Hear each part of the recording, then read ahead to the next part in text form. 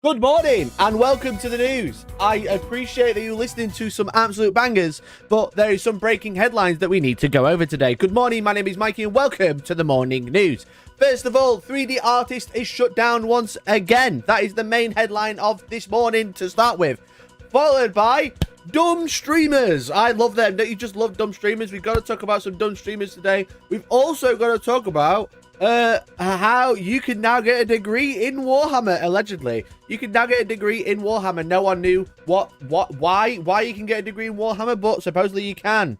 Okay, and followed by Games Workshop makes sneaky rules update without telling anyone and deletes rules without telling anyone, which is vital for playing competitive 40k. You need to keep up with these rules updates. And finally, it's not a personal story, allegedly, a streamer who is very cool, arguably the GOAT, Hellstormwargaming, is going to his first Old World tournament this weekend, and the lists are now public. Okay, welcome again. My name is Mikey. Thank you so much for tuning in to the morning news. Let me know who you are, where you're watching from. We'll put the bangers back on while we have a quick catch up. If you've never tuned into this stream before, thank you so much. I really appreciate it. Thank you for so very much tuning in. We have a set standard of how these streams go. First of 30 minutes or so, I talk shit. I chat to chat. Hello, how are you? How you doing? You all right? And then we get into the main topic. So welcome. So if you just tuned in and you're like, why are you clickbaiting me? Why are you clickbaiting me again? It's because I've not started the topic yet. I haven't clickbaited yet. I just haven't started yet. This is a live stream. Thanks so much for tuning in. But let me know who you are, where you're watching from. Hello, Mercenary Q, test. Indeed, I like to make sure my on-screen chat was working, because sometimes that doesn't work, so I have to type test, because sometimes it just randomly stops working, which is always terrible. Good morning, Dats and Des, how are you? Carp Hunter, good morning. Blake M, 6:15 a.m, what time zone? It is 10:15 for me, because I'm in the UK, so thanks so much for tuning in at 6:15. Hope you're up and ready to go for a world cool day of Warhammer. Why do these streams always sneak up on me? They're at the same time every week, within 1% of minutes. All right, within 1% in minutes. Okay, they're always around 10:15 every single day, every single week. Sorry. So I don't know how they sneak up on you, but I'm glad you're here. I appreciate it, bud. Good morning, Matthew. Good morning, Paco. Naiji, hello. Jimmy Williams, good morning. Good evening from Japan. What time is it in Japan? Let's tune in, bud. Iron Father Stavros Kagan. Good morning. Don't recognize that username, but welcome. Gangsters Paradise. Hello, mate. Hello. Had to turn my music off for this. Thanks. So fucking should. I put bangers on. Oh, bangers only. That's what we call it. Mercenary. Bam. Hello. Show. I wouldn't call you dumb. Also morning. Thanks, mate. I am applying for RPL. What's RPL? Breaking news, Mikey hires the princess to edit his video thumbnails. It's true. I do hire Kate Middleton to edit the videos. I was going to talk about Kate Middleton, but I feel like people don't care, but also it's quite funny. It's also quite funny. If you've not been keeping up, it is hilarious. Like, is she dead? Is she actually dead? Who knows? Good morning, Frozen Howl. How are you? Morning, gang. Homemade crumpets, buttered and ready. Not a euphemism. Bro, you've been at that lads only weekend and now you're buttering your crumpets. I don't know what's going on. Good morning from Rotherham. That is very close to home. I'm from Rotherham. Mikey clickbaited, Pikachu shop. I've never clickbaited once in my life. I've never said I'm going to quit either. And also, I am 30. With two truths and a lie. I'm currently watching while wandering around Tesco's. Are you wondering or wandering? Because if you're wondering, that would make sense. If you're wondering, what are you wondering about? What are you thinking? You know? UK from God's own county. Well, there we go. We love UK, to be fair. Well, we don't. The UK is shit, but we all like appreciate its shitness together. Wow, someone who likes Iron Hands and not just the rules. Don't know what you mean. Don't know who that'd be. I'm going to be here till 1:30 and I got a meeting. Ahane, I can't do the news that fast, I'm afraid. I can't do that, I'm afraid. I'm so sorry. Same Ahane, also catch the start of stream bollocks and miss the news. Bro! The start of the stream bollocks is the best bit. The news is just boring, right? You want me to just start the news? Do you want me to put the broadcast music back on, Deck Null? Do you want me to put the broadcast music on when we talk about the news? Is this what you want the stream to be? Hello and welcome to the news. For reference, Decknell hates that song, and I love it. I think it's mint. I think it's so good. Anyone know what time Broken Lance has been today? I have no idea. Broken Lance is the new animation, right? New 40k animation with the knights. The very weird looking PlayStation 2 knights. It's very PlayStation 2, like third-party PlayStation 2 video game. It costs £15 and is already on PS2 Classic, so it's 2 for 20. Right? Right? Everyone get that reference? Ding dong. Get the reference. Good morning, Mikey and fans. Hello, James. How are you? Nigel, do it. Whoop Bear, good morning to you. I think Decknell wears a shot collar triggered by newsy music. He does. He does. Mikey reminds me of my old history teacher who would threaten you with a carrier bag of lost property PE kit if you played up. It's true. I am actually that. Because I am. It's exactly the same because you are all children. Okay? I'm the adult around here. If it was a fan, it would be lauded, but from GW, it's rough. Oh, the Broken Lands. If it was from a fan, it'd be lauded. I presume by lauded you mean goated. But from GW, it's rough. Yeah, it's like... The GW animation does look very... Ooh. Takers. Do you see the news about the Helldivers dev that mentioned they would only do microtransactions in order to fuel this Warhammer hobby? Yeah, I watched Bricky's video about it, about Helldivers. I've been playing so much Helldivers. Like, every night I've been on it for like an hour. At least an hour every night. I know when I said about an hour, it doesn't sound very long. I've been on it for an hour every day. Oh, OBS has just crashed out. OBS come back. There we go. I've been on it for at least an hour every single day, which has been very fun. So that's been great. I've really enjoyed me and Elliot every day. Like, we've just been like diving. All right, we've been diving every day. He was like Monday morning. He was like, I saw him jump on the Superstar. I was like, do you want a quick dive? Do you want to have a quick dive this morning? But yeah, I was watching that, and supposedly they did like team building exercises at the company, the developers' headquarters, and they were like building Warhammer together, which is pretty fun.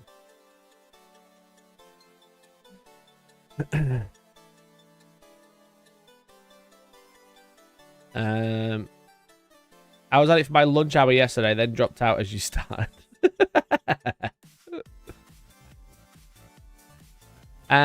What's the update? I will get to it, don't worry. If you're gonna hang around, tune in. If you don't want to hang around, then you can watch it back. The community really did optimize the fun out of the game. Yeah, they always do. I said that's literally, we talk about this all the time, right? I think I should probably make this a video, but humans are very good at optimizing the fun out of everything they do, you know, like video games, tabletop games, etc., which is why balance updates and stuff are like crucial to anything that we interact with, because we do optimize the fun out of everything, which is very annoying. So like complaining about balance patches is just you complaining because you optimize the fun out of it, and now it keeps you interested, keeps you involved. It's the same for game development. It's the same same for video game development. Same for Warhammer. Balance patches keep everyone interested. Redcoat, is Helldivers worth it if you can only play with randos, or is it good because you're playing with friends? I do think the experience is optimized with friends, but I don't play with. I always said I play with Elliot a lot, but like, I play randomly as well. I played like a random lobby yesterday, and that was fun. It is still fun. You can still talk. I would recommend if you're gonna play randoms, be ready to talk to random people. But yeah, I'd highly recommend it. I do enjoy it. I think it's only optimized with friends. So I only play with randos. It's fine, pretty fun in different ways. Yeah, we should play Conga. We should play. What's it about rules update? There's been a sneaky Games Workshop rules update, but it is part later on in the news, I'm afraid. So if you're wanting to watch it right this second, I'm saving it for the end. It'll make you watch longer, I'm afraid. Helldivers is so much better when walking over Mike in a mech. Yeah, Friday was fun. I enjoyed Friday when we played with a little group of us, which was fun. Me, Damon, Elliot, and Big C. That was cool. So, if you've not tuned into a live stream before, welcome. My name is Mikey. Thank you so much for tuning in. Really appreciate it. I have to put the biggest headline in the title, okay? I have loads of interesting things to go over, but I have to get to them. I can't go over the. If I go over them all at the start, what will I talk about at the end? Right? That's how it works. So, if you're just tuning in, thank you so much. I will be getting to the rules update soon. We've got a couple of stories to go over. Some of them related to tabletop. Some of them just a little bit funny. How about some Nazi sympathizers? All right, let's talk about some Nazi sympathizers first. Okay. But I build up to that money shot. Exactly. Look, I've got to edge you for the first hour. Is that what we're saying? I've got to edge you for the first hour. And then I'll be like, you can come now. Okay? You can come and talk about the rules. That's what I'll say. What are you talking about? What are we all talking about? I don't know. So, but in the morning news, I usually do a little bit faster. Basically, the usual loadout is we do some random talking about random shit. The chats. You ask questions. This is a good time to ask questions. Like, what do you want to know about me? Right? What do you want to know about my hair routine? I know, luscious, lockful. Do you want to know about Helldivers? Do you want to ask me a random question about something I'm not talking about today? That's fine. Now's the time to talk about it. But if we then we get into the main topics where I ignore chat and I expect chat to become members because big number, better person. Just like Jonathan Keller, who's been a member for 25 months. Thank you so much, Jonathan Keller. Fucking, let's go, mate. Well done, well done.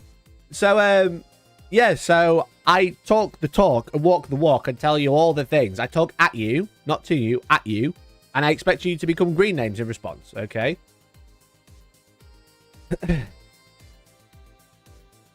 So, thank you, Jonathan Keller, for 25 months. Shout out to Platoon Commander Iron Brew.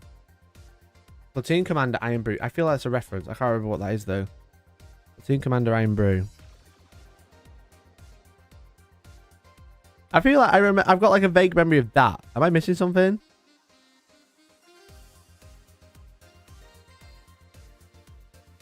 Would you give 10 mil back? No, never. Are you entering the painting competition at ChillCon? I don't think I want to go to this ChillCon. There's a ChillCon this weekend. Yeah, it's this weekend. It was Discord like 2 days ago. Oh shit, yeah, that was it.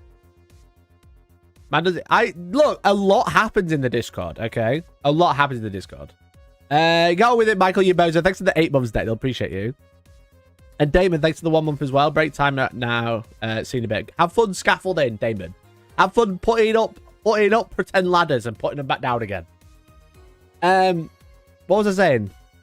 Oh yeah, there's a ChillCon in Derby this weekend, but I don't think I'll be going. I'll be going to the one in Sheffield, but probably not the one in Derby. I'm already in Sanctuary on Saturday playing a tournament, so I'm probably going to have Sunday to chill. Chill and do a bit of catch-up. Do a little bit of catch-up. Well, that blows a painting competition open without the painted ninja enter it. True! They used me, I know they used me in Instagram posts. They keep posting about my Dreadnought, which I'll show you. The best painted vehicle they had last year, what should I clarify? I never released that as a video, though. That was also stupid of me. Someone left a comment on my YouTube stream from the other day. You know, we were obviously talking about content and stuff. Someone left like a really insightful comment. And you know, like how I stream and then make videos out of it? They said, why don't you do that? And I realized I've not been doing that very much recently. And I'm wondering why my YouTube views are down. And I'm like, I'm not actually taking any of these streams and turning them into videos. Which is a bit weird. I don't know why I'm not doing it. I feel like sometimes I'm like, topics are like, right, that's a video. That's fucking bagging. I've been like, I feel like I've been so busy, but I also don't know what I've achieved. You know? Anyway, if you want to go to Derby this weekend, there you go. There's my Dreadnought. My Brutalis Dreadnought. Award-winning Dreadnought there, by the way. Award-winning. You can't see it because everything's green. Award-winning Dreadnought at ChillCon. But I'm not going to the Derby one, I don't think. But yeah, I ever feel like you've like doing loads, but then you've also achieved nothing. What happens at T? I've got green screen on, don't forget. Don't forget I've got a green screen on, so it's green screened. As you can see. If I do this, now you can see because it's not green screened. And then we go back. Oops. Anyway. I mean, I'm in a real news studio. I'm not green screen, okay? It's just how they painted it. However, shall we talk about the first topic? The first news topic? Well, that's not a real studio. Tell me that laptop isn't really tiny. The laptop's huge. Look at my small... Look, one sec. Look at my small hands compared to the laptop. Look. Very normal size. Very normal size, okay? Award-winning top horror series content creator, absolutely dominate. I literally am the best at everything. What can I say? Faces, you can stay around. Faces and Bases, you can stay around, all right? You're good. Be like Faces and Bases. Become a green name. Say nice things about me, all right? Let's talk about the first topic. Okay. Look, I've been talking about a game that isn't Warhammer quite a lot, okay? Because I'm a little bit excited for it. I'm a bit like, a little bit hype, you know? I'm a bit hype, okay? You might remember... what game we're talking about. We're actually talking about what was shown off at Gamma this week. Oh! Didn't work. That's the wrong monitor. There we go. We're talking about Halo Flashpoint. Okay. Halo Flashpoint. So this is the new Halo-based skirmish game, matchmaking on the table, firefight, essentially. So squads of Spartans, eventually squads of elites as well, which would be very cool. As you can see, we got some elites there as well. Now, I'm hyped for this because I love Halo. And you guys at home might love Halo too. Okay, all three. I love Halo 3, especially. However... this wasn't, or isn't, the first Halo tabletop game. Okay? This isn't the first Halo tabletop game. The first Halo tabletop game was actually Fleet Command. Okay? But the first good Halo tabletop game was actually Ground Command. Okay? Halo Ground Command was released. Can I zoom in? Can we make this bigger? There we go. Halo Ground Command was actually released in 2016. Probably closer to the hype of Halo. Like, don't get me wrong, I love Halo. The hype is definitely less than what it is now. Okay. But Halo Ground Command was essentially like Legions Imperialis / Epic scale. These are like normal 28mm figures that they released as like a pre-order bonus. But as you can see, it's like Epic scale. It's like little... It's a bit bigger than Epic scale, but it's more that vibe compared to what we used to with like Warhammer or this new game that is coming out. This is called Battle for Reach, 2-player starter set, which was UNSC versus the Covenant. And as you can see, you've got like Spartans on a single base. You've got elites accompanied by grunts on a single base. You've got hunters on a single base. You've got squads of units on base, okay? But like, yeah, this was the first game. And obviously, this was made by Spartan Games, who made Halo. They also made Firestorm Armada. They also made Dystopian Wars, Dystopian Legions, Dystopian something else. Essentially, what they did, what they were very good at doing, is they were a very small company that took an interesting idea as a tabletop game, turned it into the biggest thing they could think of and the smallest thing they could think of. Because, for example, Firestorm Armada was a ship battle game, which they then converted into a side game called Halo Fleet Command, which was Halo battleships. Then they made Ground Command, which was the ground version. They also did that with Firestorm Armada. They made... I can't remember what it's called. There's a really good game that I used to really enjoy. It was like Firestorm Armada, but on the table. It was like Firestorm Armada, but ground battles. But then they made a skirmish version of the game as well. So they basically do what Games Workshop are doing now, but they did it before them. Okay. They're great at making games and telling no one about them. Yeah, that's it. Dystopian Wars was one of them. Then they had Dystopian Legions, which Dystopian Wars was like literally battleships in water with like robots and stuff. And then they made a ground version, which was cool. And then they made I think it was Dystopian Wars actually. And then they made a Dystopian Legions, which was like skirmish of the infantry, which you never saw because the infantry were just tokens. But essentially, this was the first Halo tabletop game that was like officially licensed by Microsoft.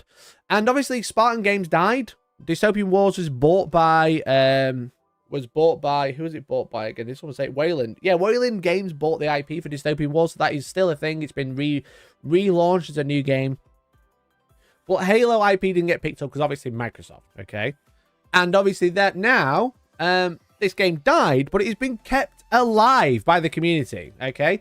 This is Halo Ground Command Facebook page. I've been part of this page for like 4 years now, I think.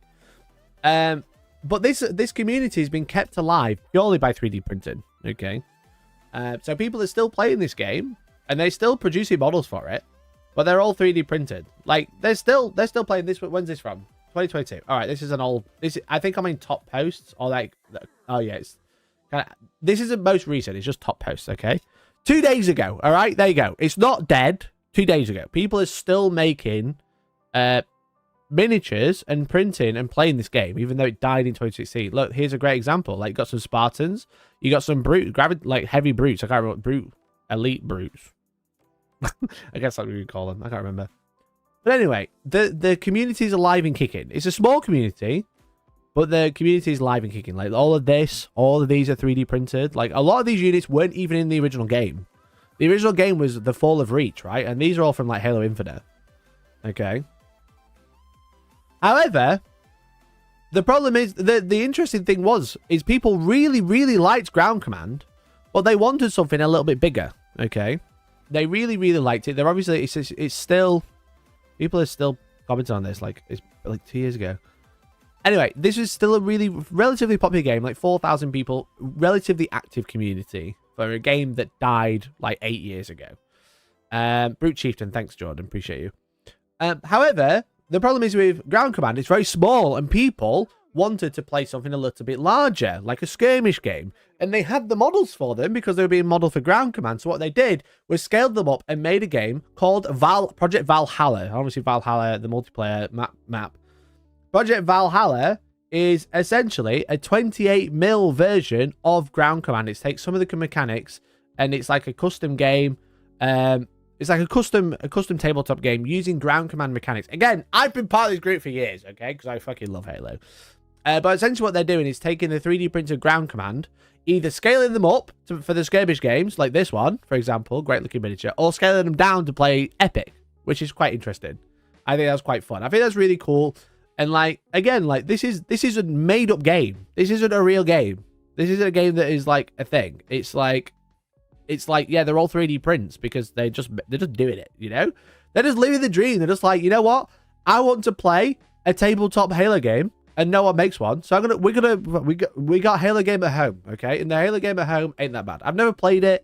I don't know what the rules are like. I don't know what the rules are based on, but as far as I'm aware, essentially it's all like custom homebrew. Like a group of people are playing it or writing it, and then everyone's playing it and giving feedback. However, obviously, you can't have something cool and another company come and do something cool themselves. Okay, you can't exist in the same space, even though, you know, a lot of these designs are really fun, really cool. I imagine a lot of them are ripped from the video game and then reprinted, but the minis are pretty decent, I would say. You know, like they're not bad to say. They've been like designed by someone, you know. They're not bad. They're again, like look at all these people. Like this is from 29th of February. Started printing the Flood. Someone's printing them in FDM. You know, they're just giving it a go. They're just trying their best, living the dream. Okay, someone's got a whole force of 28mm Halo miniatures, but obviously Mantic are making a 28mm game. So the issue is we hate GW for protecting their IP, but other companies are going to do the same. So, Mercenary Q, thank you so much for the gift of membership. Appreciate you. Schwarm, make sure you say thanks and join the Discord and be like Mercenary Q if you become a member for as little as £1.99 a month. And you can also support the channel by letting someone else gifting a community gifted membership to the community. That's what I'm trying to say. You can gift a membership to the community so they can join our Discord too and come say hi. Okay. Thank you so much, Mercenary Q. You're a star. Look, to be like Mercenary Q, let's try and get 10. We've got 1. We've got a big goal, but there's going to be mini goals at 500, 600, 700, okay? So we're 1,000 members. Chat chooses my tattoo. All right? I'm going to get a tattoo, and chat's going to choose it. So that's what's happening. So, anyway, Valhalla, as we mentioned, one of the big designers for Valhalla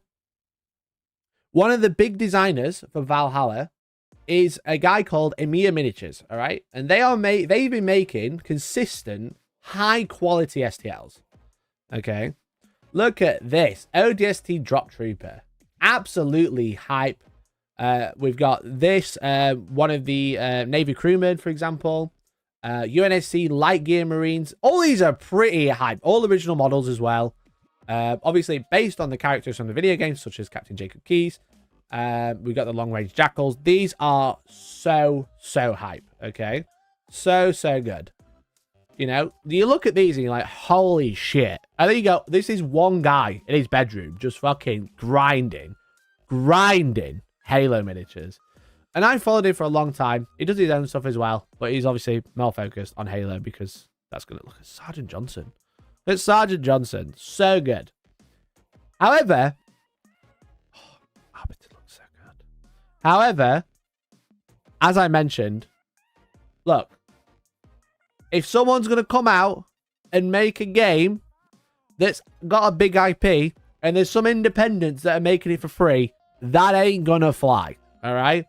So 2 hours ago, sadly, Emir announced he's closed his door.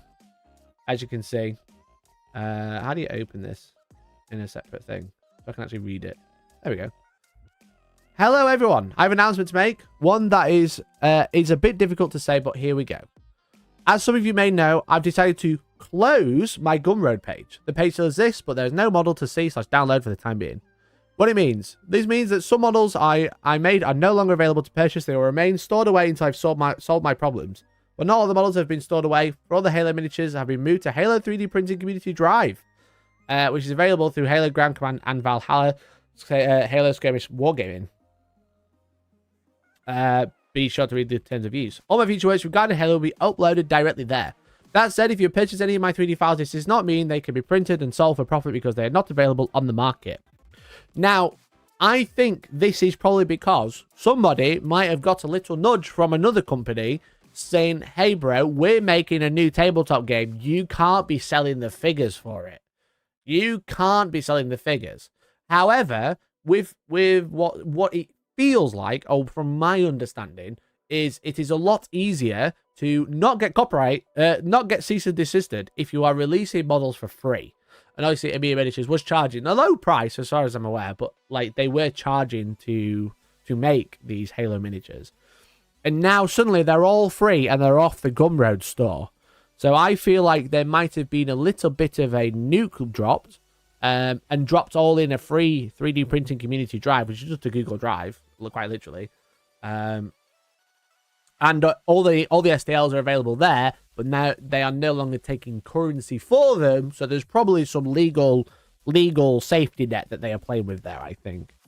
While this is a bit sad, this doesn't mean it's the end of the page, nor my availability as a 3D artist. I plan on still using this page to announce any releases and maybe to share some of my commission/personal projects. Personal. I ask that you still support my work the same way you did for the last few years. I've got a lot of cool stuff yet to show, both in the making and to be done. Thanks to all. So, Giorgio.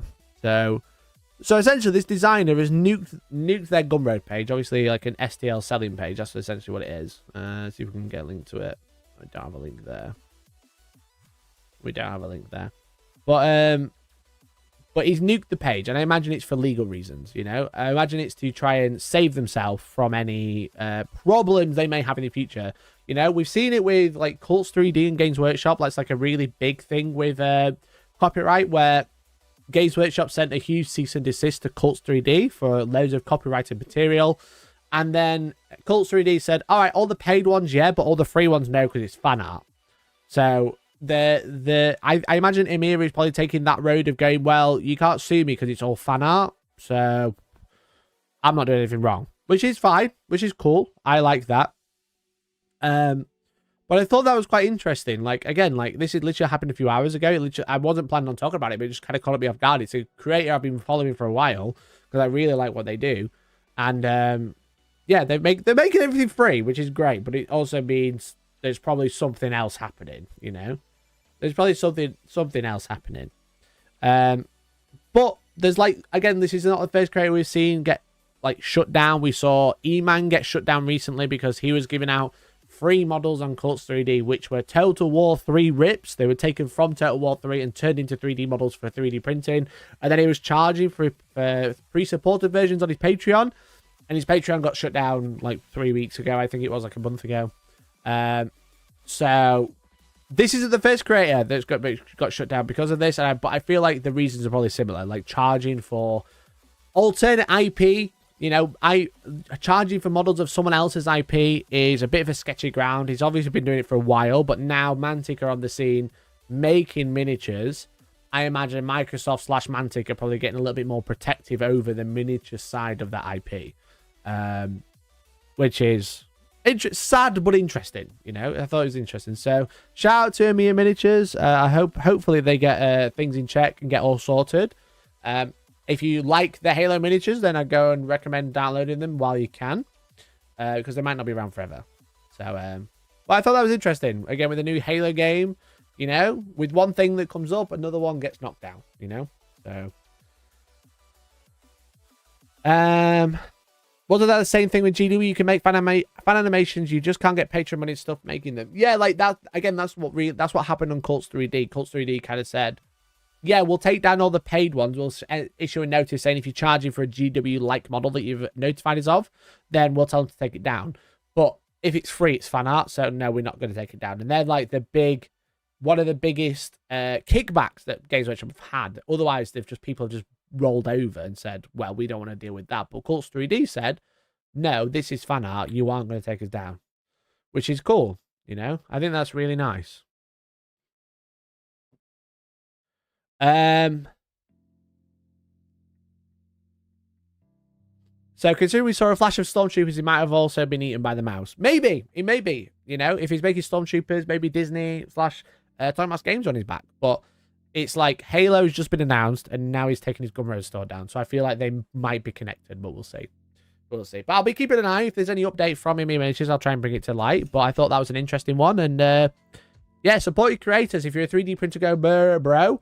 If you see a model you like, don't sit on it. Download it. Okay, just get it while you can. Don't mess around. That's probably my biggest recommendation. There's been loads of creators that I've seen come up, come down. Yeah,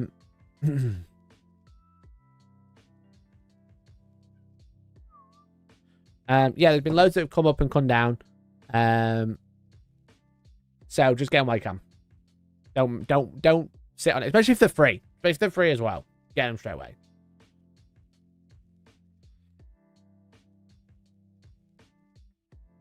Better to have and not need than need and not be able to get. My wife used to sell word art on Etsy and got a cease and desist from Fortnite because she used the character. Oh, really? Yowza.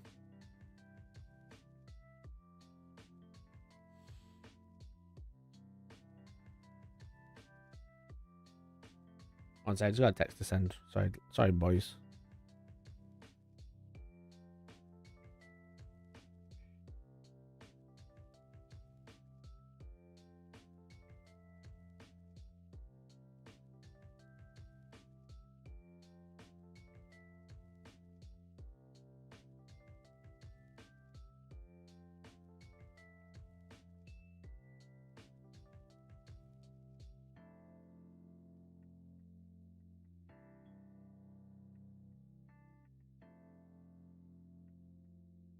Sorry about that, boys.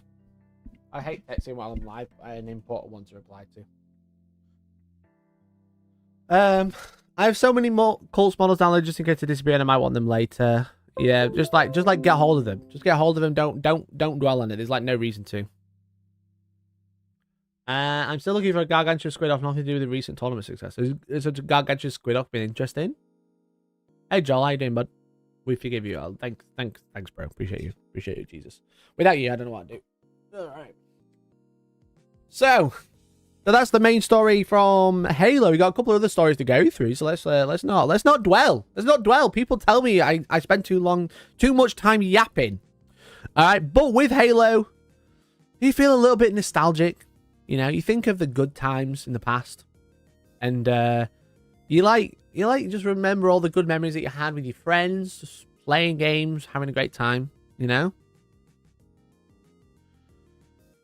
much like TV shows, you could say. TV shows bring a lot of nostalgia, bring back good memories.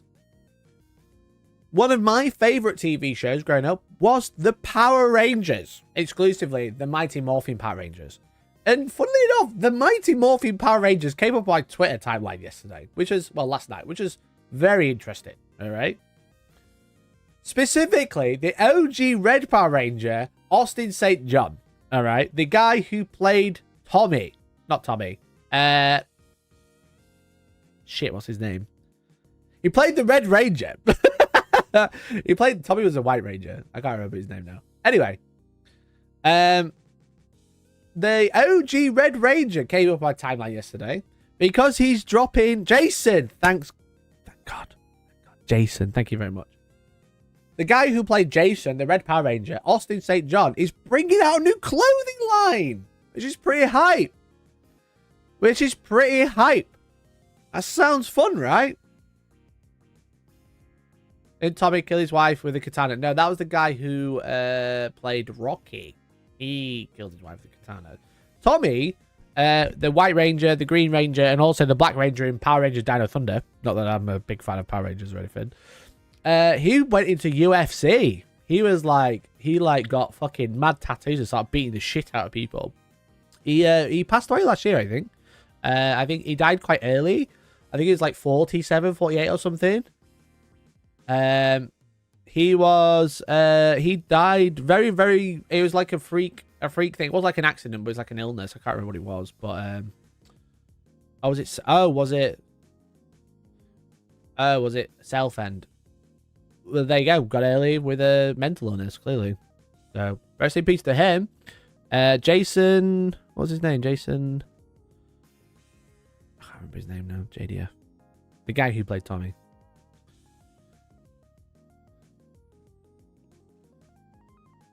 He was also called Jason David Frank. There we go. Thank you. It's confusing because everyone's Jason or Frank, right? Jason David Frank, who played Tommy, I'm trying to think of a funny video game reference, you know? He did not have a great time in his head, basically. So, and then Rocky, the guy who played Rocky, he you know, unalived his wife. I think was in like road rage and everything. He's in prison. But the guy who played Jason, just another bit of a yikes, okay? Another bit of a yikes. He's bringing out a new clothing line that features quotes from warriors of all sides of history, including that one. As you can see, he was a demon on steroids, but it had some pretty good one-liners, quote. Bit of a yikes, but we've got a clip. We've got a clip from him here in this podcast that he's been on. Man, I think you should need a license to be on a podcast these days because giving a man a microphone is never a good idea. All right? Speaking as someone who's a man with a microphone. So I have some Ranger-oriented clothes, and then I'm building a warrior line where I will go back in history, you know, from pre-Greek days as far back as I can. I'm going to have famous quotes from warriors of all ilks, including the terrible ones. Wow. Look, there's a lot of warriors out there. I do think you could probably avoid some of them. All right? You can just be like, you know what? We'll do all of them, but maybe a couple. All right? Hitler was, you know, a demon on steroids, but he had some pretty good one-liners. It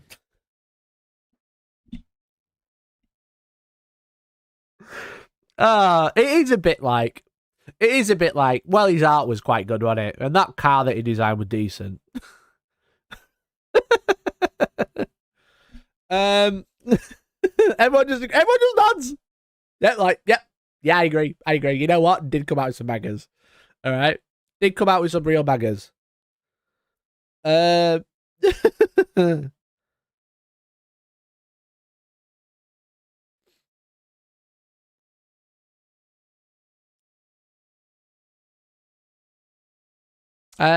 thanks very much for the 11 months. Thanks very much for the 11 months. Really appreciate it, bud. Surround yourself by like-minded. Surround yourself by like-minded baboons. Buffoons. Why am I reading baboons? Where's baboons? I said that twice. I failed to read that line twice. Just like the banger one-liners from war crimes. Nice economic policy though. Yeah, literally. Anyway, I'll play the full clip now. You know, from pre-Greek days, as far back as I can. I'm going to have famous quotes from warriors of all ilks, including the terrible ones. Wow. Just to clarify, he refers to as a warrior.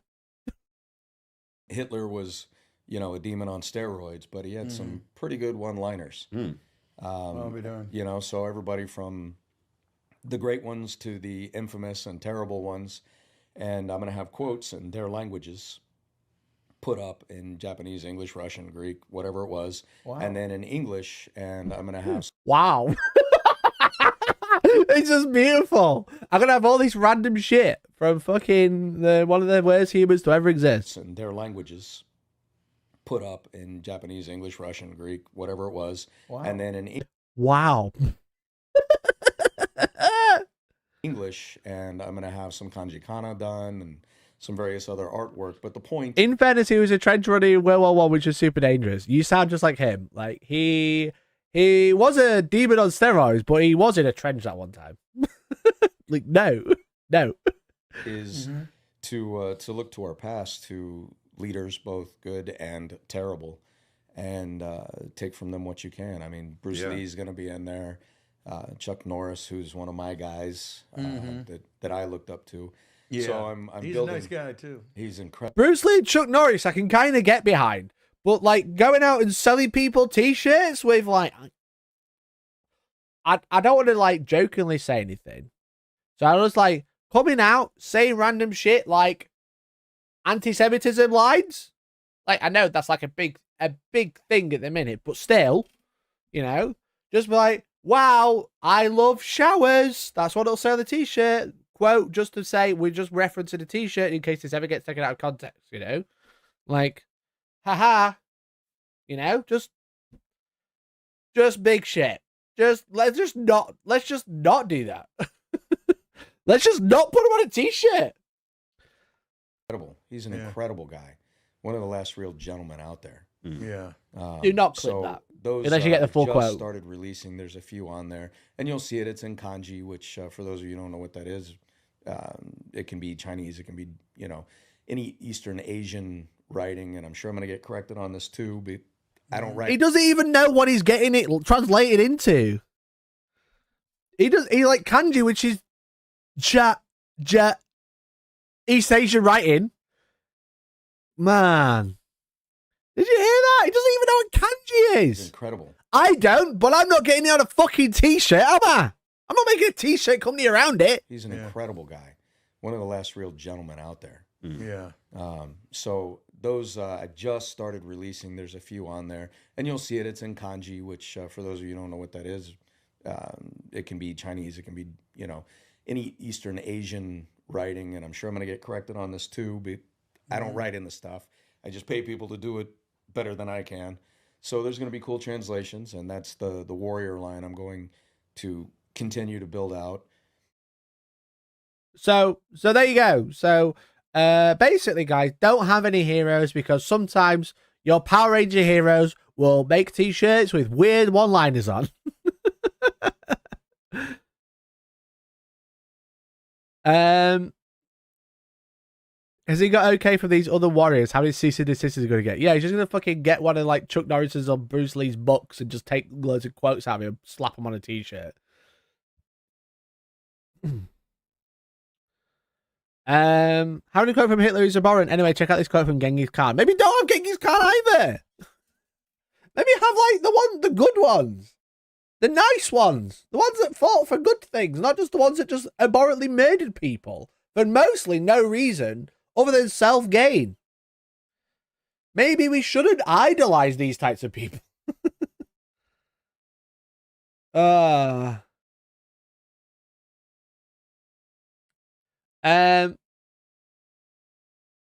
Let's not rule out a Hellstorm kanji shirt just yet. But if I'm going to make a kanji shirt, I'll look a bit more into it to realize it's from fucking Japan.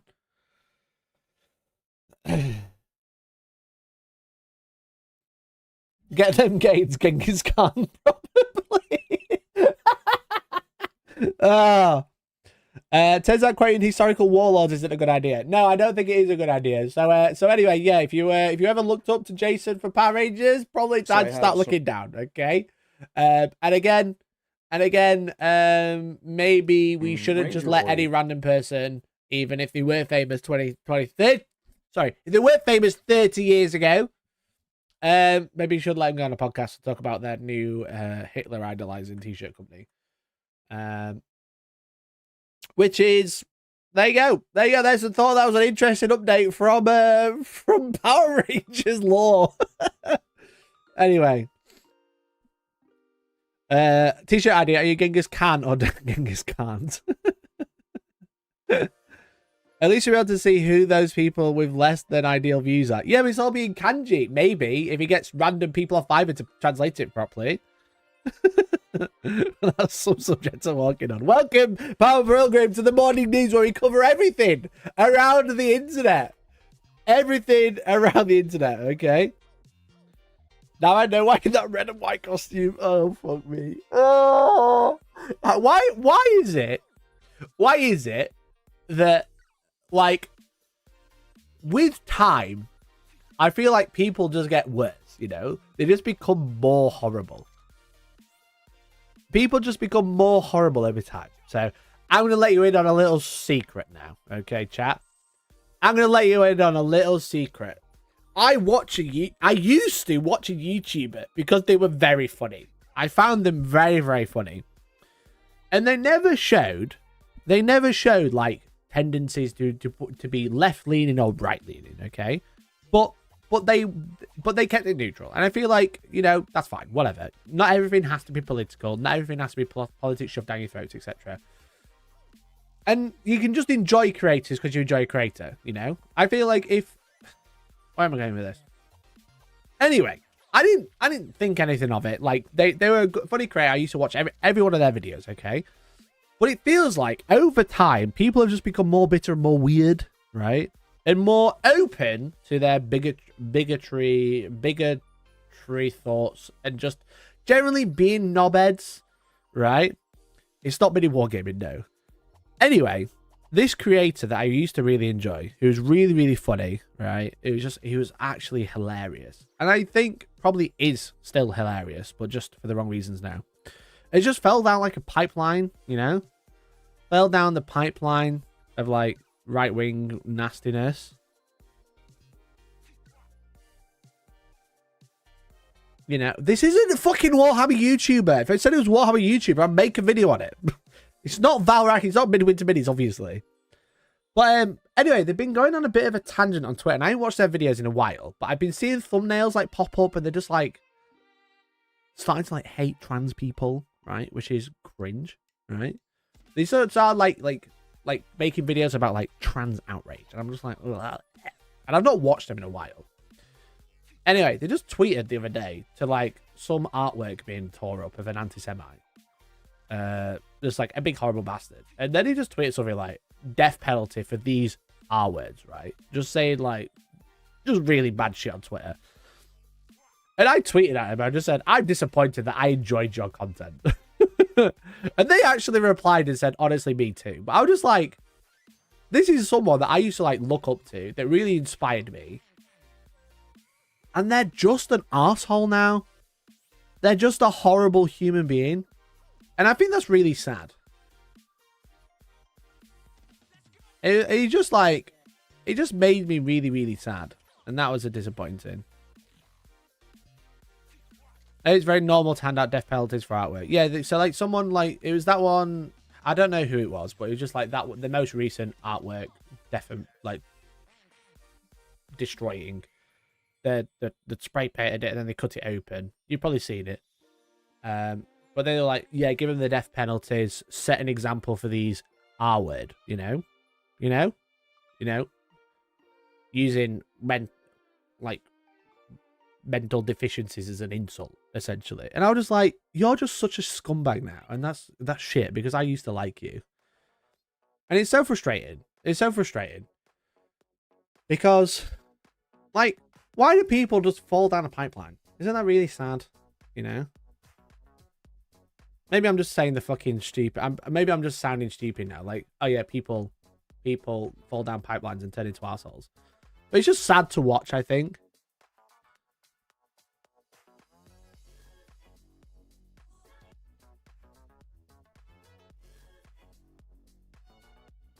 There's another old YouTuber, which I will name. This is more recent, so I don't. You can just look at my replies if you really want to know who it is. But I really like them. But now they've gone down a pipeline. I haven't watched them in like 3 years.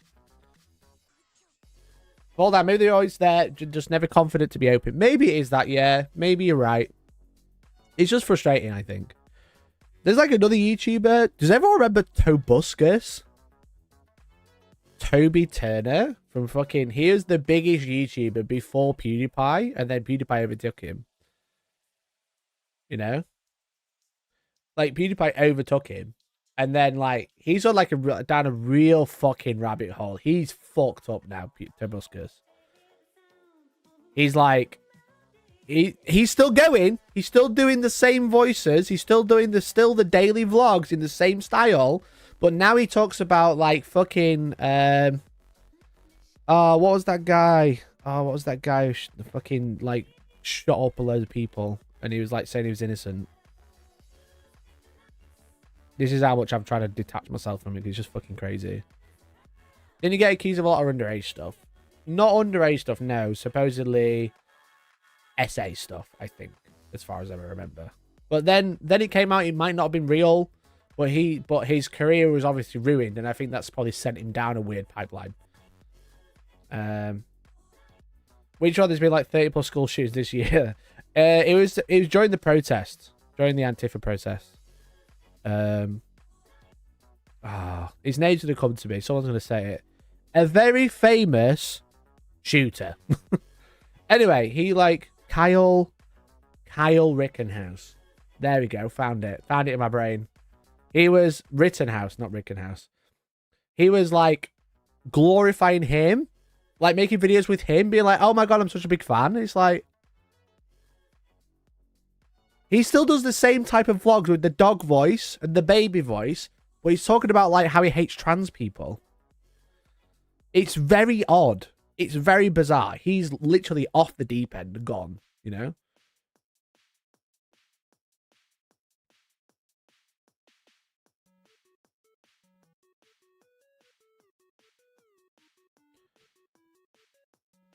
But yeah, that was the guy he started like doing little baby voices about. He's like talking about like Kyle Rittenhouse shooting people up, right? And then he's talking like this, and he's like talking like a baby voice, and it's like, what the fuck are you doing? What is going on? I was thinking Lee Harvey Oswald. A little bit too far back, to be honest. It's a lot easier to blame others than actually solving problems. That's why it is a long-held tradition in all political movements. Have an enemy, have it easy. Yeah. Yeah, it's very that. One of my best mates fell down a rabbit hole of Joe Rogan and Jordan P. Peterson, and it's exhausting to keep calling out the rubbish he comes out with, even while he was cooking for us the other day. Yeah, I just like get fed up with it. Like, people who start talking shit to me now, I'm just a bit like, I'm just going to cut you out. I can't be arsed with this.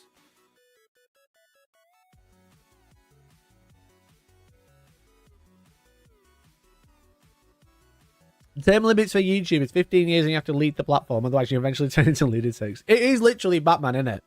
It is literally Batman. You have 7 years left.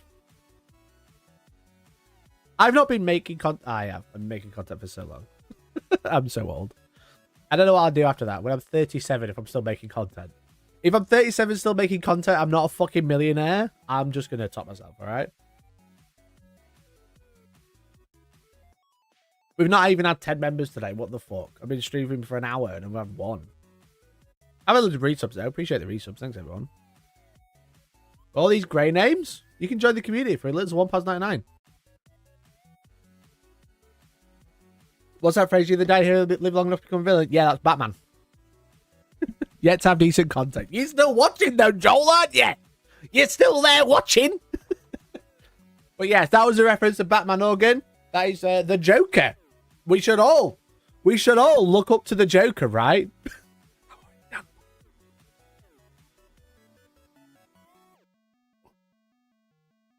Dance, Mikey, dance. Thanks, mate. Appreciate you.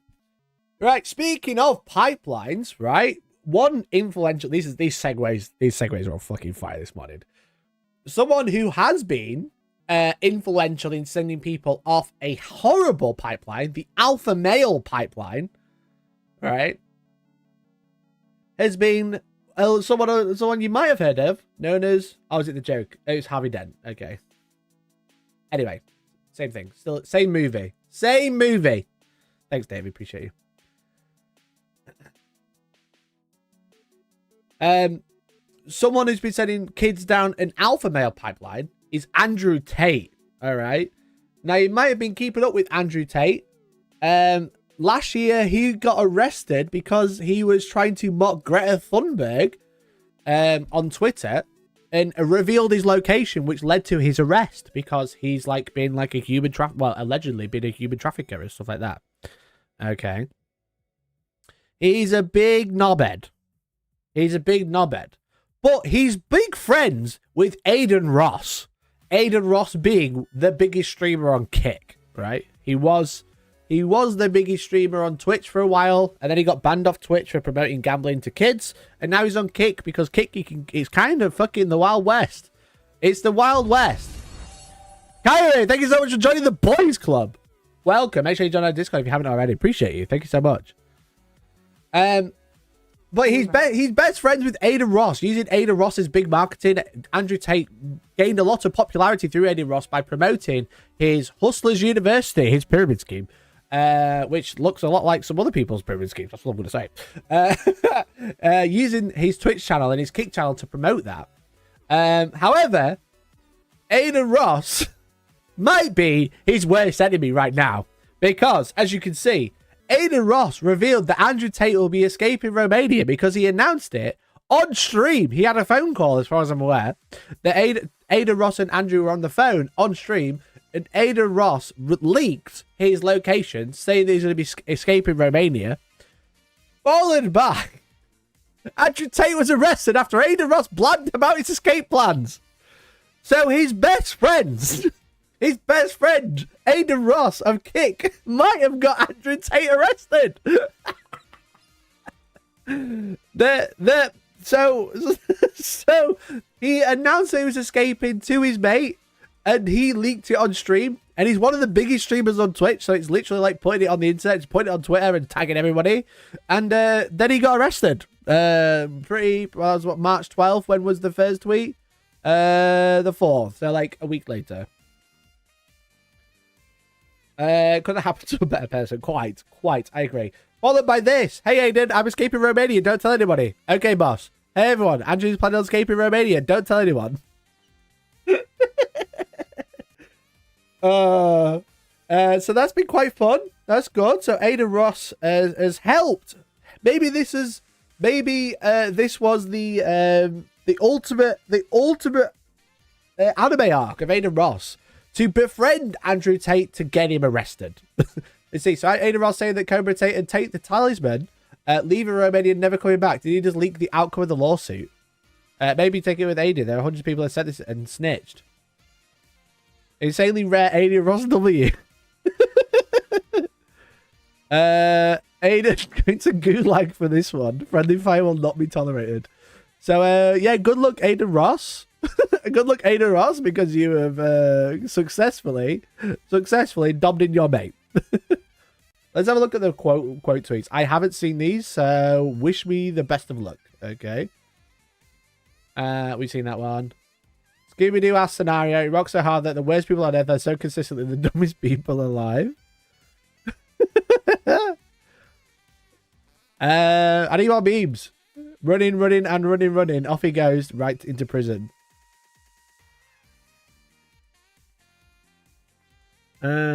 No good memes, just lots of people very happy about it. Oh, it's very that. So anyway, there you go. So Andrew Tate is getting arrested. So we'll see what will happen. Let's see. Aiden's like one of those ineffectual henchmen in Looney Tunes. Andrew Tate was arrested after Aiden Ross blabbed about his escape plans on the Rolling Stone. The influencer read Tate's messages about his plans to leave Romania and never come back out loud on a Kick stream last week. Oh. Cool. I enjoyed the headline, though. The headline was fun. The influencer Andrew Tate, his brother Tristan Tate, was arrested in Romania authorities on Monday on UK charges based on a tip that they had planned to flee Romania. Information was revealed on Click live stream by their friend and fellow alpha male streamer, Aiden Ross. Imagine being dubbed an alpha male streamer. That's so cringe. And it's under alpha male shit. So anyway, there you go. There's your Andrew Tate update. Get in the bin, mate. That's what I say to you. Get in the bin. Oh, didn't mean to do that. Just close my next topic. So anyway, if you didn't know, now you know. Just gonna find my next topic while you fill in the chat with all your comments and thoughts about this.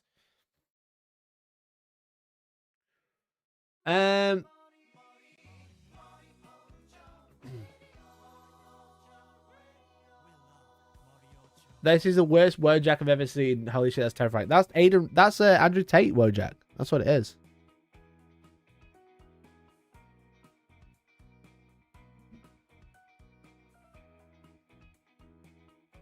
I love that the I'm Just Ken performance at the Oscars is being held up as apex of non-toxic masculinity. The Oscar performance of I'm Just Ken was brilliant. Because did he play with Slash? Did he play with Slash so good? More on radio. Hell yeah, bud. Weird to be an alpha male for so long. I'm full release male. Might have been a power move. Once I was a seat sniffer, now I'm the master. Yeah, when Ada Ross jokingly sniffed his seat. Fucking hilarious. Actually hilarious, mate. I wonder where they're headed, though. Has to be a country without a UK extradition. Probably. Probably Russia. Seems to be the safe space for fucking pricks. Me and Nova skip through 50 minutes to still clickbait title. Ah, hey, now we'll ban you. Well, now how quick an alpha becomes a bottom in prison? Yeah, probably quite quick. You can go to Russia and get a knockoff Big Mac. I did see a YouTube short the other day of like someone in the supermarket. It was like an American who's living in Russia. And it was like, come around the Russian supermarket with me. And it's like all the knockoff stuff was very fun. Then if you want to go to Russia these days, I hear they're looking for conscripts. Yeah, but I mean, for someone who's going to get arrested anywhere else in the world, that's probably like the least of his worries. Anyway. Anyway, that was the news about Andrew Tate. Very quick. We've got one more headline before the rules change. One more headline, I think.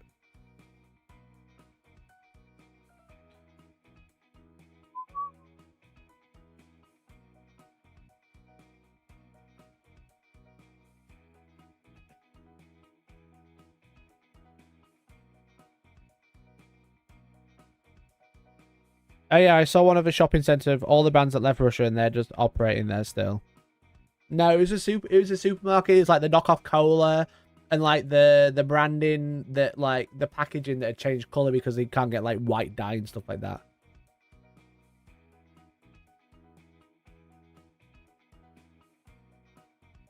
Nike's definitely a beta in the Alpha and Omega universe from AO3. What's that? I don't know what that is.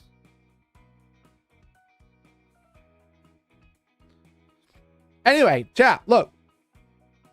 Obviously, Andrew Tate led Hustlers University, but it's obviously a cringe fake university. But in a real university, you can go for... you can basically write about anything, okay?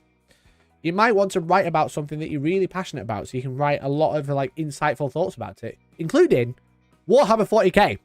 Because, thanks to Wargaming.com, calling all academics, are you into Warhammer 40k? Because there is a world first Warhammer 40k conference calling for academic papers. Academics are the Center of Apocalyptic and Post-Apocalyptic Studies at the Heidelberg University want to kick off Warhammer research.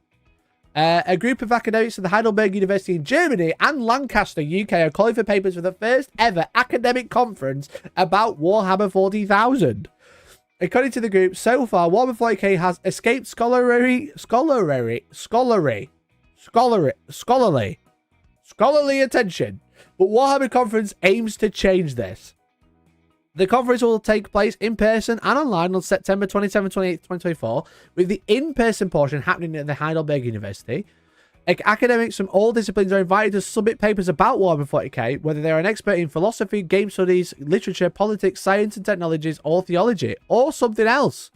The conference organizers suggest some potential topics on the conference website, including: does fighting against extinction justify any means? How Games Workshop invented a whole new genre of art, grimdark. Space Marines as ideal abominations, religion in the Imperial cult, or bolter porn on the joys of hyperbole and excess.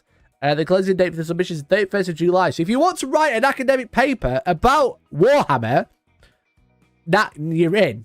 You're in. Now's the time.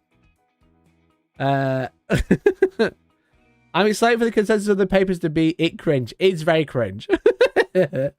This conference will be milestone in Warhammer 40k's growing prominence in mainstream culture, one of the several in recent years. The announcement of the Warhammer 40k Henry Cavill film project may be the biggest, and the recent Warhammer 40k Call of Duty film was pretty sizable. That's what actually come through fruition. Then there was a Warhammer miniature art exhibition last year, which acknowledged the artistry and miniature painting hobby, and Dorling Knisley's Visual Encyclopedia of Warhammer is coming this year too. We could probably call Warhammer definitely mainstream, and somebody publishes an essay collection called Warhammer 40k and Philosophy, surely not far off. Like you listen to Jodie's Dead Dove podcast. I let her do her own thing. I know what AO3 is, but I didn't understand what you meant. Let me chat him out. Look, mate, it's not an airport. Fuck off. How about that? Let me chat him out. Let me chat him out. Lefties, fuck you, lefties. All right, mate. Off you go. It's not an airport. You don't have to tell me you're leaving. Just fuck off. Look, I'd rather be a left-wing on the right side of history than a prick like you. Left-wing communists. That's what he sounds like, definitely. Anyway.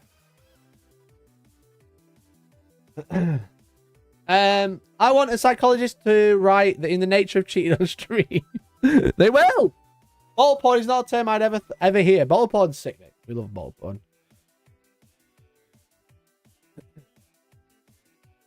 This sounds like one of the many scam conferences I always get invited to. They take your stuff, have high entrance costs, and then like no one shows up. I've never gone myself. Should I go? Chat, should I go to the Warhammer conference in Germany? That could be pretty fun. Should I go to Germany to listen to people talk about the philosophy of Warhammer? Do it for science. 600 members will go. I'll go to Germany. How about that? Are you an academic? No, but I can go as press.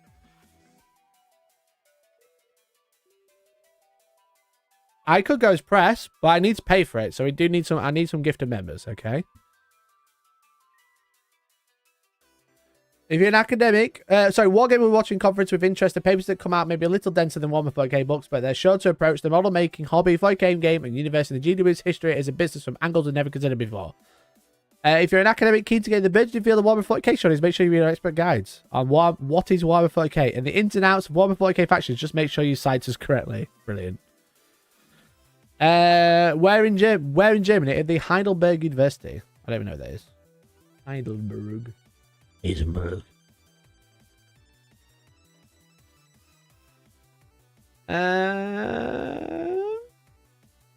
Where's Heidelberg? It's south of Frankfurt.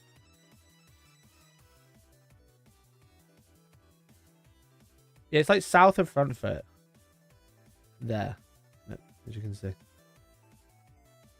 It's there. Should I go?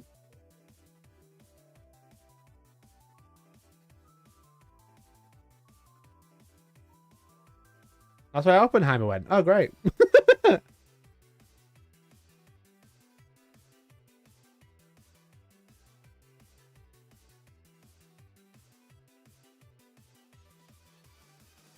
Will it be in German or English? Well, it's with Lancaster UK, so I presume it's going to be the University of Lancaster, so I imagine it's going to be English, right?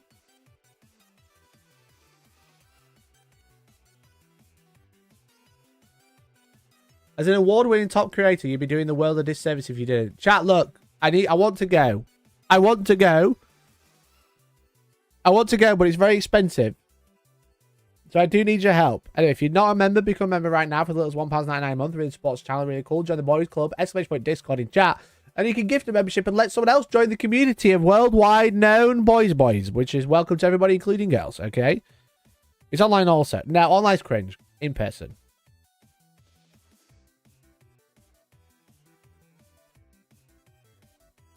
Take Valorant with you. He doesn't understand anything. He's got the media literacy of a 3-year-old. It'd be terrible to take Valorant. It would be funny, though. Mikey showed up like I did have a degree, but I do come from the YouTube school of hard knock clickbait. I do. Shout out to Tim. Tim's great. We love Tim. We stand for Tim. I could ask him if they want to live stream it. I've got my PTZ cameras now. They're perfect for conferences. All right, got my fancy cameras. They're perfect for they're conference cameras. So that'd be fun. Could be cool. Like Arch with you. I'd rather shoot myself. I hope he falls over a rock and hurts his leg. He's a prick.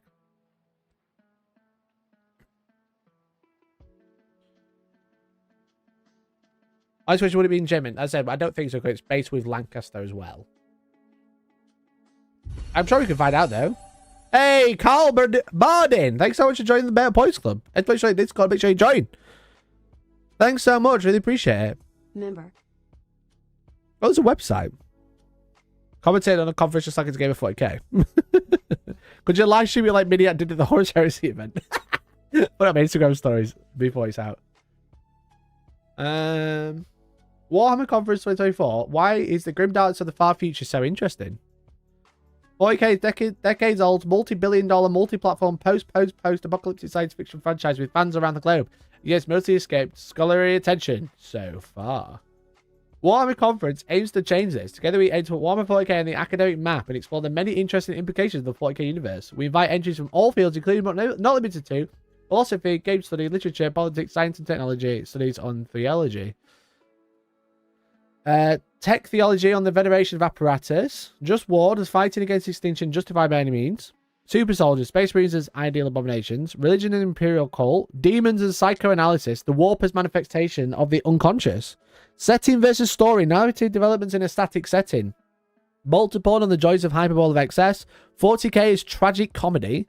The classical and the futuristic, inventing the grimdark, how Games Workshop invented a whole new genre of art, the real and the imaginary, the real-world decisions and fantastical settings, and the business of Games Workshop and the hobby, TM. To apply to join this conference, please submit an abstract of 300 words via our online forum. You've got until the 31st of July. So, Dr. Mike Ryder, does he look like a Warhammer player? He looks like he plays Warhammer, doesn't he? He looks like he plays Warhammer.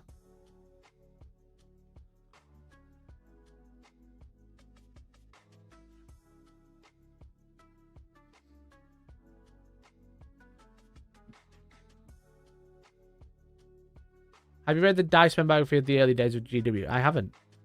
Can we guess his army? Oh, he loves Blood Angels. He's a Blood Angels player. Check his ITC rank. Shall I? He doesn't speak German. He's from Lancaster. Right, okay. ITC ranking.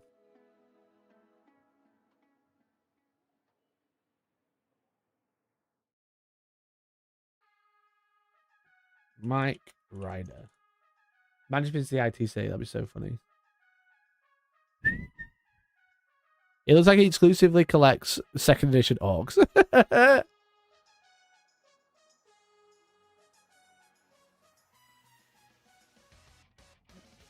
It's not coming up very quick, guys. His ITC rank is at loading. I'll put Ryder. See if that comes with anything.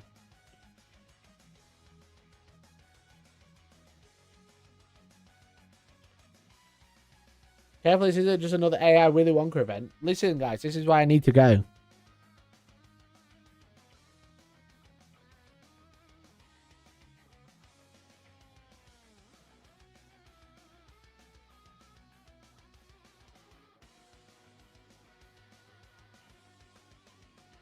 Ugh, come on. The ITC rankings are so shit. Games Workshop, didn't you buy this? Sort it out.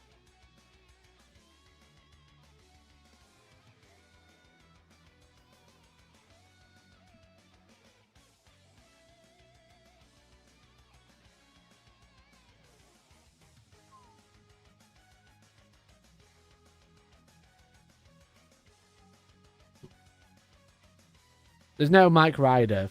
Fuck! Not an ITC player, not interested, sorry.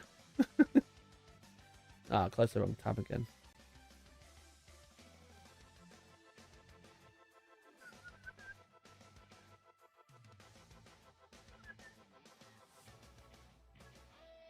Can we even trust him if he's not in the top 500 globally? No, we can't. We clearly can't. Look, I need to go to this. So I can take the cameras, live stream it, and prove I'm the top rated ITC player there. All right, all these fucking losers talking about Warhammer, they don't even know. They don't know Warhammer like I do. So anyway, if you want me to go, become a member, because I think going to talk about Warhammer Academia would be very fun. Georgie wants to go. She wants to submit a paper. Georgie wants to submit a paper, which is very funny, very very funny. But I am interested in going. So if you would like to see me go to Germany, then become a member. So I can go and listen to academics talk about Warhammer. Jokes aside, though, I went to a seminar yesterday about video games. I did get clickbaited by Georgie a little bit. She was like, "Do you want to come to this video game history seminar?" And I was like, "Okay, yeah, it sounds fun. Not like super hype, but like it sounds fun." And then it was about the effect on children with video games, which is not what she told me it was, which I thought was funny. So I was listening to a man trying to explain the difference between Lego and Lego in video games, which was interesting. And then another guy talking about loot boxes and how the companies they spoke to said the reason they make loot boxes is to keep engagement with the community. Which made me laugh a little bit. I was a bit like, bruh. Has anyone got a PhD in anything Warhammer? No, but we are one step closer with academic papers. Definitely closer with one step with academic papers, that's for sure.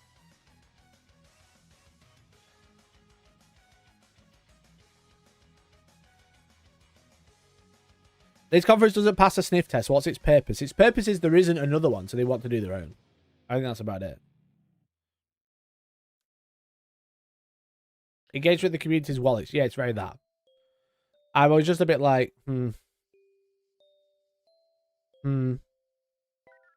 Like, some of it was interesting. It was like, again, it was like exploring the idea of like, like toys versus digital media. And like how all the boomers complain that people don't play with toys anymore. They don't play outside, but because games are more fun, essentially.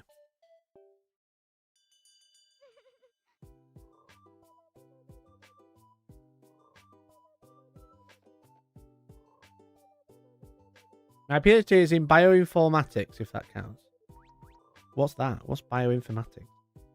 It's painted machine gods on my code words, although I do use AI. Strange. My brother works in cybersecurity and uses AI all the time, and I'm just a bit like, are you kind of defeating the point? He's like, yeah, I use ChatGPT to write my code. And I'm like, okay, cool. Now that the code you're using is very public, great. Cybersecurity this.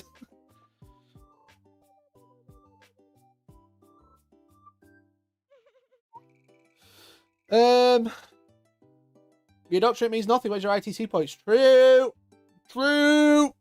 They're all just fucking book nerds. I'm gonna try and talk about me the law and shit.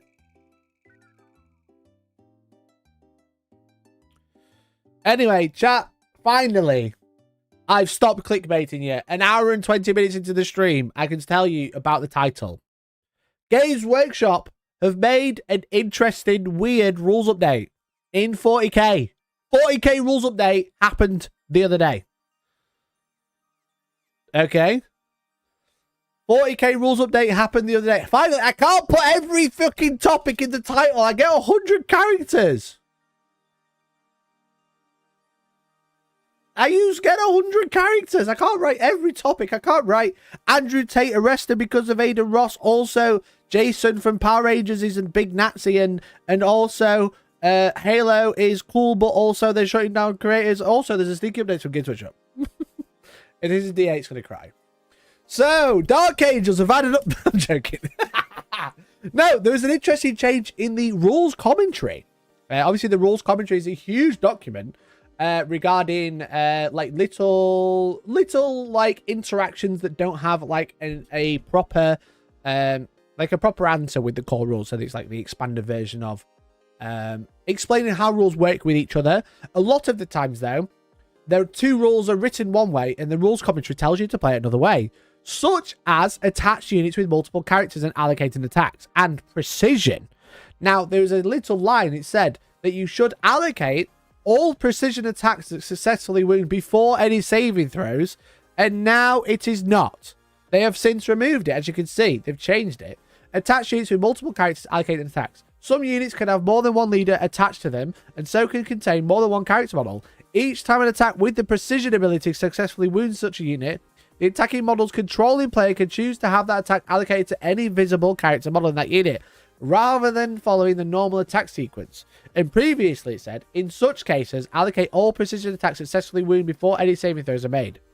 Which was a very weird way to write it. They never made sense. It doesn't add anything. It's like, why would you do it in that way? You don't never need to.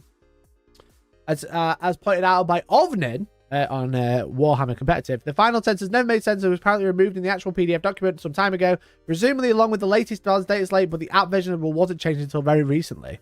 Which is interesting because what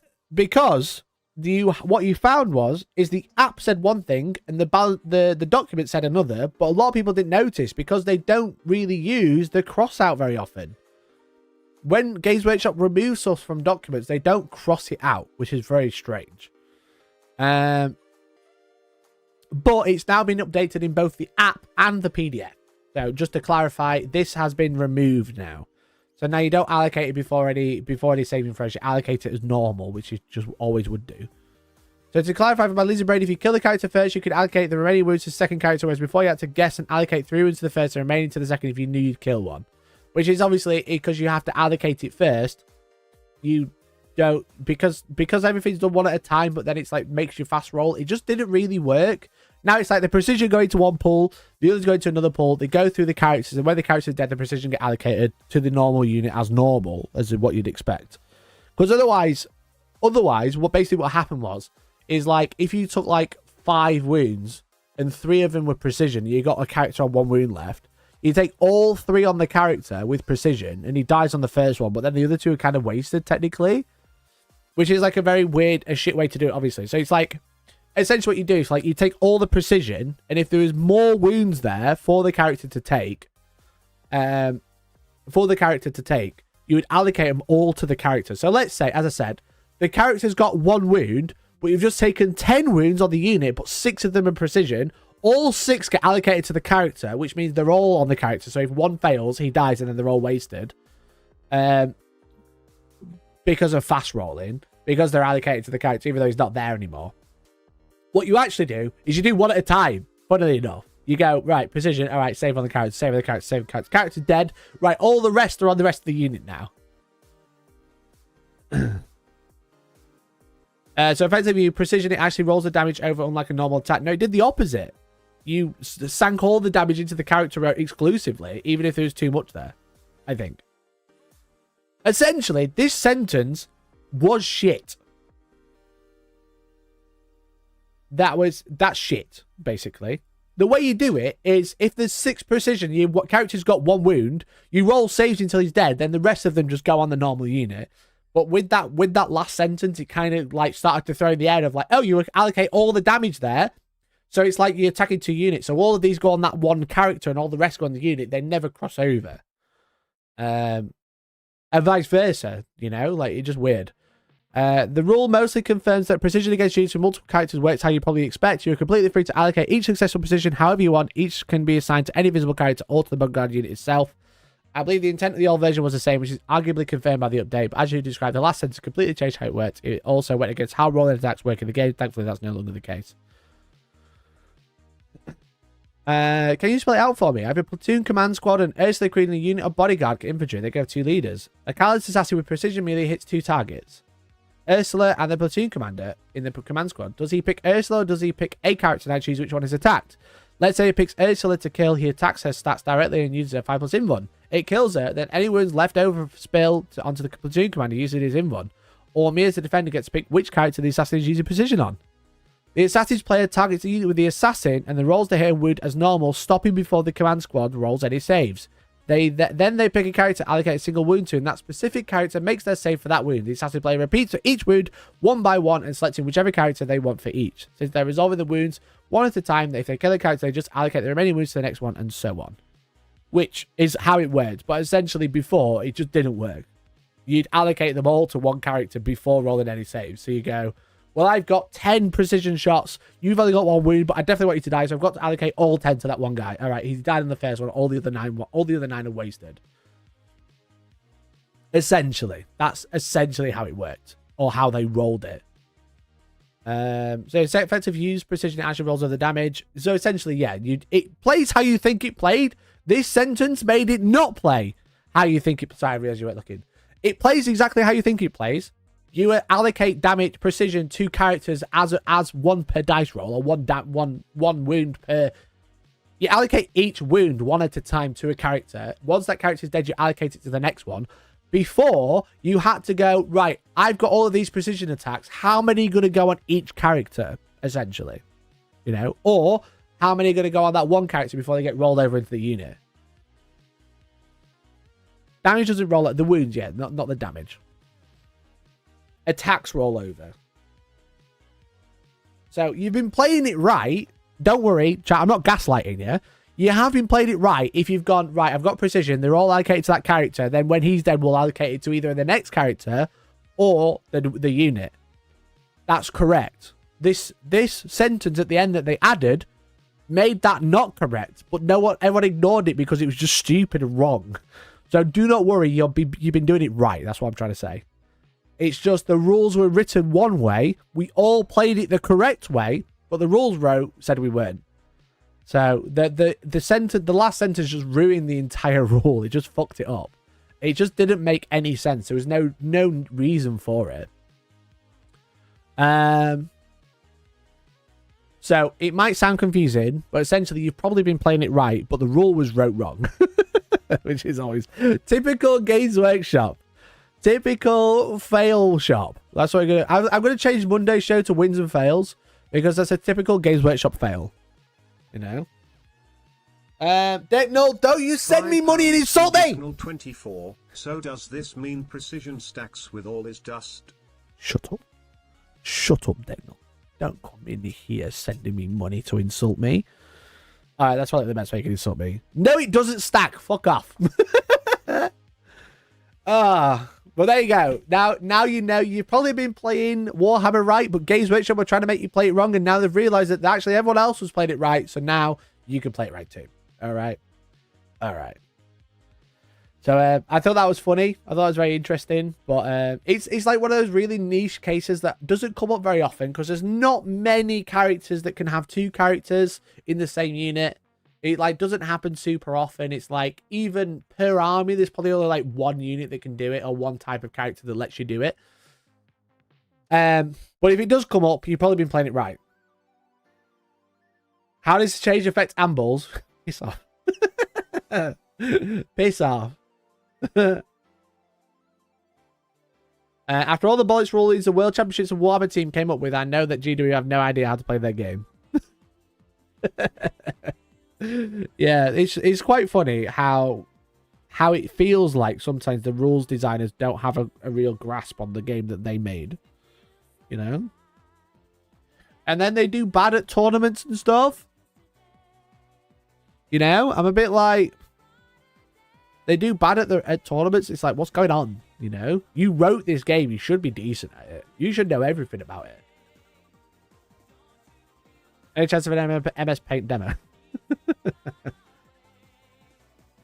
If you want me to. I can do MS Paint demo. MS Paint demo. Right, here we go. Here we go. MS Paint demo. So, you've got a unit.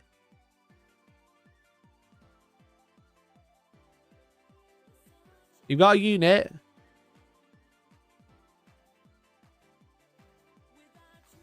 And you've got 2 characters in there. Right? They've got big bases. And your little assassin comes in with precision. And attacks here. Right? 5 attacks. 5 attacks. I know you love this. You love this? 5 attacks. Okay? You have precision. So before... I'll change colour so you're all clear. Before... I'll write in white. Before... With the weird rule thing on the end. Before... You have 5... Let's say you've got 5 wounds. Let's change this to wounds. You would have to allocate before you roll saves. So you'd have to be like, right, I've got precision, I've got 5 attacks. This guy's got 5 wounds. I'm 2 damage. He's got 5 wounds. He's got 5 wounds. I'm 2 damage. Okay, 2 damage. 2. I'm gonna put 3 here and 2 there. All right. I put 3 there, 2 there. All right. Now you roll saves. Now rolls allocate. Allocate. And then roll saves. That's the order. As far as I'm aware, that is what it meant. So before you would allocate the wound, so 3 here, 2 there, then roll saves. However, that is wrong. That is wrong. And it's you've probably never played it like that. What S attacks? Shut up. 5 attacks.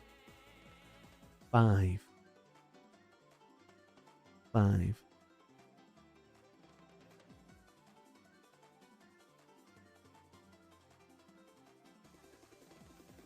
True Black Coin 5 points is very burned into our memories. And it's not even just against Josh who does that. So the reason this was wrong is because you wouldn't know if this character's died without... You'd have to allocate all the attacks before you roll any saves. So then you could be like, he's got 6 wounds or whatever. He's got 5. So I'm going to split like this and try and kill both.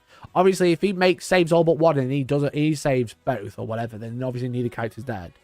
You know? This is more confusing than when you explained it. This is not the way to do it. This is wrong. This is before. Before. Now.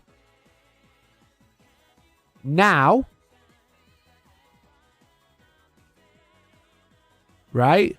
Allocate wound. Allocate. We can do this. Allocate 1 wound. Allocate as normal. As normal. What that means is wound. Allocate.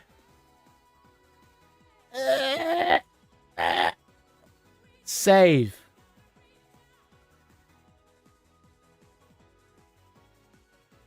Equals repeat. Repeat. Per wound. So if you cause 5 wounds, okay, if you cause from Matthew Byro, the GW rules commentary should be replaced with videos of Mikey explaining. I agree. Using MS Paint. I agree. Thank you so much for the 5, Matt. Appreciate you. So what does this mean? This is the correct way. Okay. Right. Repeat, as you can see. Stop criticizing my ease. All right. Repeat. So what you do is you go, I'm going to allocate it to this one. All right, roll a save. All right, cool. I'm going to allocate the next one to this one. Right, roll a save. I'm going to allocate the next one to this one. Roll a save. He's still alive. Allocate the next one. He's dead. Now you can allocate this final wound that you got to this guy. Okay. Rather than putting them in little pools and allocating to each character, you do it one at a time, which is the normal way you do wound rolling in Warhammer anyway. The difference between precision and no precision is that the attacker can choose to allocate it to a character rather than the bearer of the unit allocating it to a model in the unit. okay? I should give Kate Photoshop lessons. I should. So this is wrong. This is correct. You've probably been playing it like this anyway. I hope you enjoyed my show. Thanks for watching.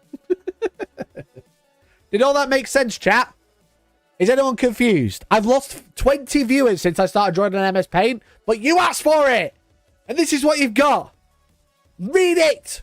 Read it right now. Look at it. Tell me it's correct. It is correct. I know it is. All right. Anyway, they just love MS Paint. I've been watching a lot of pirate software on shorts and stuff, and I'm pirate software pilled now.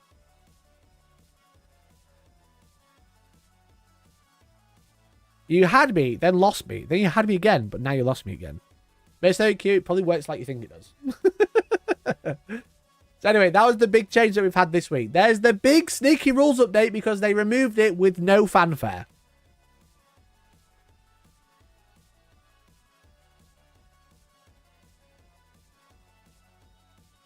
It's just a part of me with a crazy guy connects theories to the strings. If you don't understand, chat, that sounds like a skill issue. All right? Sounds like a skill issue. You see it's short about shorts? I didn't know. How long before all tournament guys start rewriting the rules to rewrite something else? Look, it's just what they do, right? Keep it fresh. Balance updates. We optimize the fun, so they just make it worse. We optimize the fun, so they optimize the cringe. Don't click the notify subscribe button when uploading shorts. Oh, I've seen that, but you can't do that on the phone, which is very stupid.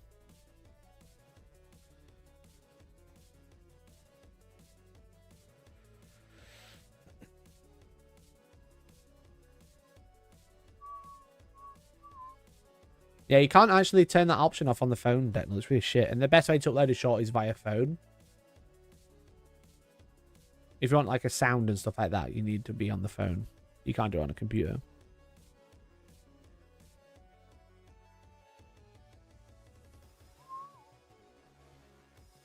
Oh, Declan, that's the guy I watched.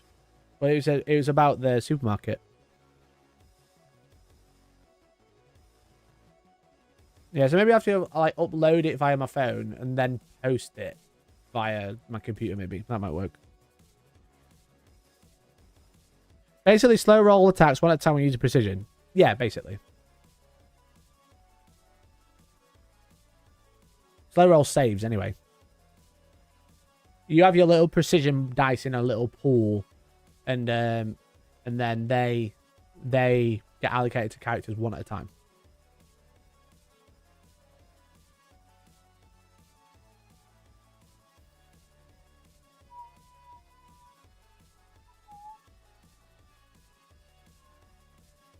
Is there one-page rules? It's Mikey's one-paint rules. Excellent. Excellent.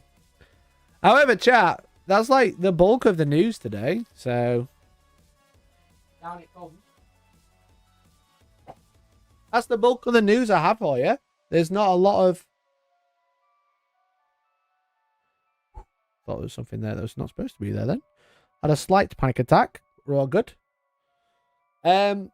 However, one of my 3D printers just finished. I'm going to go grab it.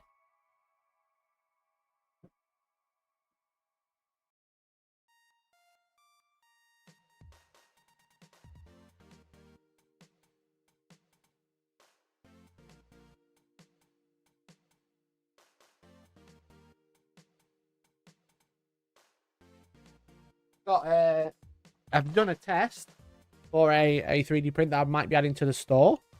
A 6 or 7 by 4 movement tray.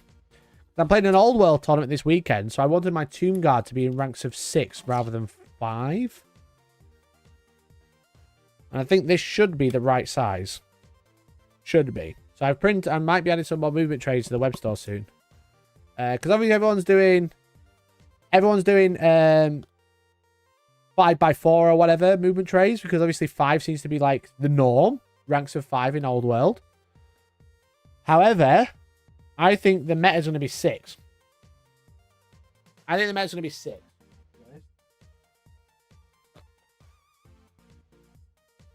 Also, if you've got a 3D printer, buy one of these. Fire deburrer. They're getting brims off. It's so good. Had a little bit of peel there. It's a bit annoying.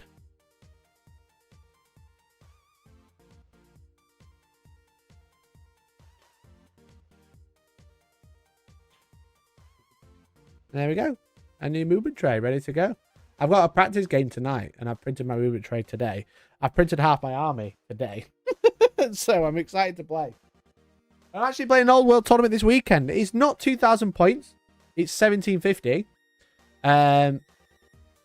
Imagine not having FE inventory. I know. It's 1,750, but I thought we could look through some of the lists.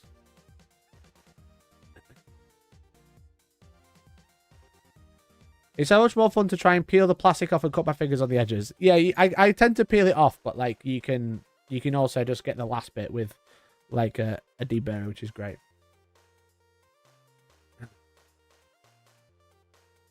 Like that, so you can take like the sharp edge off very easily, like so. Printing GW models? They're not GW models. They're by Sally Factory. I thought the bear was one long line across the board. If you're an idiot, yeah, it is. If you're an idiot, it's one long line across the board. But yeah, I'm going to try out 6 by 3.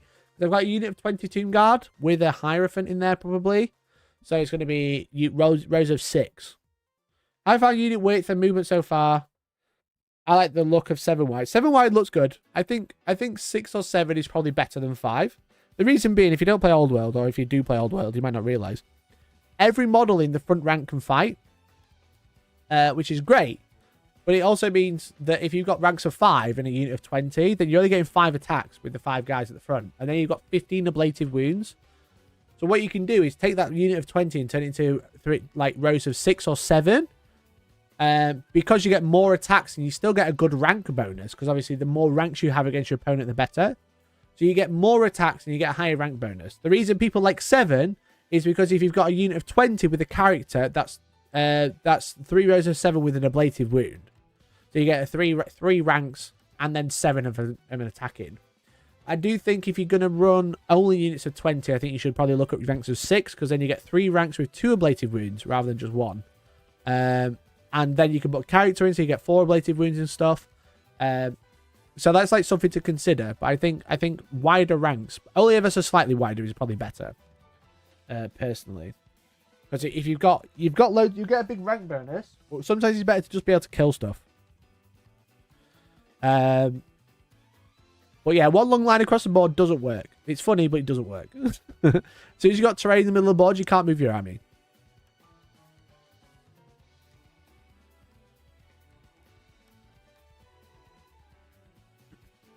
I need to do my Old World army. I've got Manchester army to get done. I should probably write a Manchester list. I'm not. Thankfully, this event I'm playing at the weekend, you don't have to be painted, which is helpful, very helpful. I want 3 ranks with 17 ablative wounds. That's a big unit.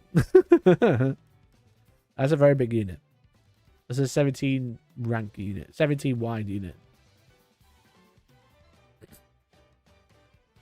The other thing about having a slightly wider rank, if you've got a character that's a little bit more susceptible to getting killed, such as a Hierophant, because you've got a wider rank, it's easy to hide them, because you can only allocate attacks to models that you're in base contact with. Ray, have you written your list? No, of course not.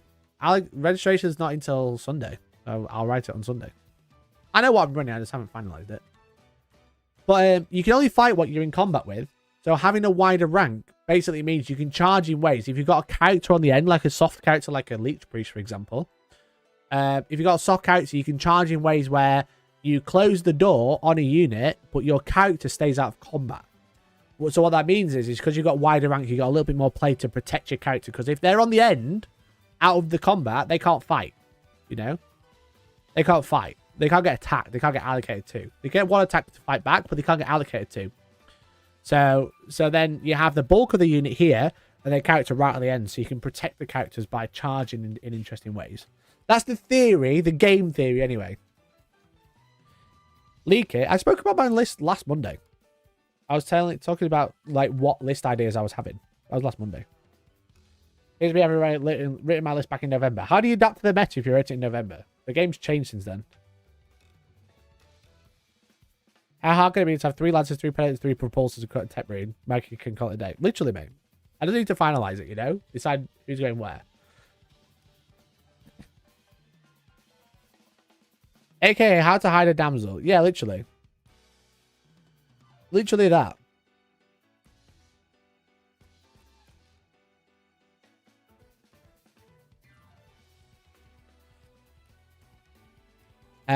So yeah, but anyway, here's the event. There's 37 players for a 1-day 3-round event, which is quite funny. Now, 39 players now. I don't know what's going on. I don't know why there's so many players for a 1-day event, but here we go. I summoned my list. Now, I had a bit of a mare. If you're in the Discord, Discord in chat. I had a bit of a mare with my list, and you'll realize why when you look at the title of the list. The name of the list is called as such. We called this one Enter the Dragons as it had 2 dragons, but Dan said that's illegal, so now it's called Panic at 20 Midnight because I don't know what to take. That's the name of the list I've gone for, which is quite fun. Reason being is I actually put in I put in 2 dragons. I had a Tomb King on dragon, and then I had a High Priest on dragon as well, a Necklace Bone Dragon. Cheers, Joel. Which was illegal because the game is only 1750. The game size is 1750 points. If there's any limitations, 1 per 1,000, you're obviously playing 1,000 points for that reference, you know, so you can only have 1 of something. Now I saw it said you can have 1 Tomb King and 1 High Priest in 1,000 points, but I didn't see the point where it said you can only have 1 or the other for 1,000 points. So I had to like scramble and change my list last minute. So I basically put in loads of monsters instead. I wanted to run two dragons, but now I've only got 1 dragon. I literally had, because obviously like in fantasy things are split into sections. Like you can only have 50. You gotta have 25% core. You can only have 50% of characters and stuff like that or whatever. I ended up like panicking a little bit, and putting my list together last minute. So how would you feel about covering cheating drama if it was you cheating? I'm telling you right now. But now it got pointed out to me, so it's obviously like I submitted my list early and asked them to check it because I wasn't sure, and then they were like, "Oh yeah, you can't because of this line," which is a bit like, okay. But anyway, so my list became it's similar to what I was going to run anyway. The difference is rather than having a second dragon, I've got a big unit of chariots instead. But I have a Tomb King on Necklace Bone Dragon. Now, he's got a bunch of upgrades. He's 460 points in this 1750 point list, which is quite funny. He's got the Armor of Ages. So, he's on a dragon. He's obviously T5, I think he is. -1 hit in shooting. 4 up save because he's got heavy armor. Armor of Ages forces the opponent to reroll successful wounds against him, which is very funny because he's quite hard to kill. So most things in the game are going to be wounding him on 5s, if not 6s. And then I have spells that can start to buff him or nerf units around him, like hexes and stuff like that. And then I'm forcing you to reroll wounds against him, which is cool. He's also got Talisman of Protection, which is a 5+ ward. So a ward in Old World is essentially a Feel No Pain. Because he's a Tomb King, he has a 6+ resurrection save, which is essentially, rather than a Feel No Pain, he feels it but then gets it back. So he has an armor save, then a 5+ Feel No Pain, and then a 6+, I felt the pain, but now I'm going to ignore the wound. So he has two after saves. That's it. I was trying to think of the word for it. 2 after saves, which is quite nice. So essentially he's got a 5+, then a 6+ save after he takes his initial damage, after he failed his save. And because he's a big bastard, he's got Obsidian Lodestone, which means he's -1. If someone tries to cast something on him, he's got Magic Resistance 1. So if any negative spells, he reduces the casting value by 1, which is good. So if someone tries to cast a Hex on him, it's a little bit harder. He's a bulk of the list. He's the dragon. He's in the box over there. But he's a big fuck off dragon. He's gonna have a great time. He's got a great weapon. He's just gonna go in and hit stuff. I've gone for protection rather than damage. Because I think with Tomb Kings, I think the main way you win with Tomb Kings is probably using like the Bone Dragon as a big terror thing to force people to run away, rather than being like a big beat stick. So I've gone for protection because he's going to be a big distraction while the rest of the army kind of just tries and does its thing. So he's a big, horrible bastard. I've got Mortuary Priest. He's my Hierophant. I've only got one level 2 wizard, which is a little bit scary. I would rather have a level 4 wizard here. But he's got an Earthing Rod, so if he does miscast, he can reroll it. And then Elementalism for buffing stuff around him. I've got a Royal Herald, the Battle Standard Bearer, with the Burning Blade. So he's basically just like, he's in a chariot as well. He's going to run with my unit of 6 chariots with a Rampaging Banner. I can't remember half of what this stuff does. It sounded good at the time, though. I should probably find out, though.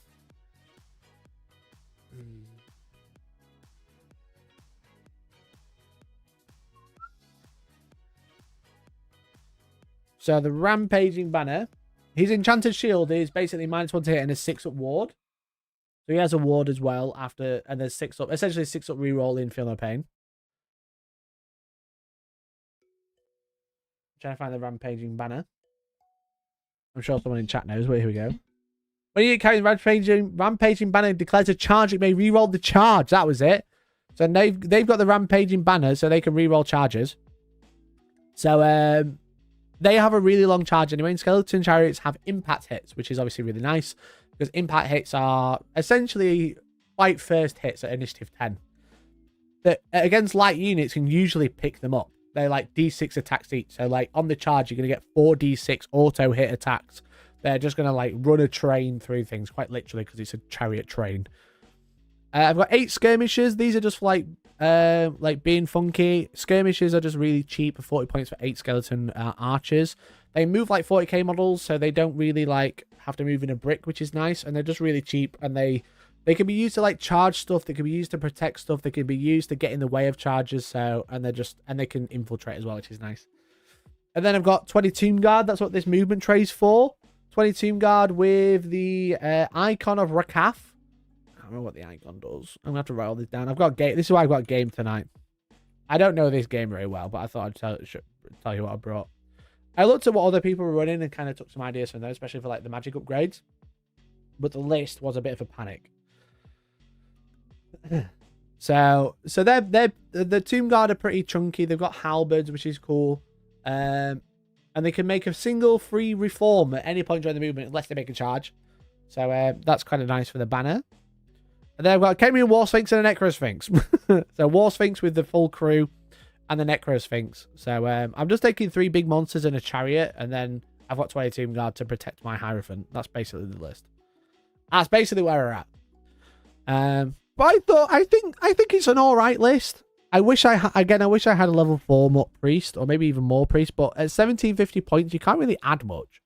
It feels very limiting. But it'd be nice as like a first tournament to play 3 games in a day to really get my teeth into the game, because I played a little bit. Don't get me wrong. I played a bit. I played like probably like 5 or 6 games now, and I feel like I've got like a relatively good understanding. But it's like learning like the intricacies of an army is best. The best way to do that is to play loads of games. So playing 3 games in a day is gonna be really nice. And also learning other people's armies, because I've really tried to focus on learning the Tomb King so I can be good at the game. But I don't know what anyone else's shit does. That's going to be the problem, and that's like most of competitive Warhammer is learning what everyone else's stuff does, and learning how to calculate the risks if someone else's thing is good. If you don't know how good someone else's thing is, how do you calculate the risk of making decisions in game? And that's usually the problem with Warhammer. Is not deployment, it's not your list, it's the found knowledge that you should have had that you just don't have, which is obviously problematic. So but yeah, it's a 37 player event. There's a bunch of lists. If you've ever thought about if you've ever wanted to chat about like what you should run in a list, we can have a look at some of these lists here. Now obviously they're 1750 points, but maybe if we look at a couple of the same faction, we might be able to see some commonalities. And we can be like, oh, well, with this faction, you might want to run this, you know? For example, Mercenary Q says, is there any dwarf list so you can steal ideas? There is actually. Let's have a look. Let's have a look how many lists there are.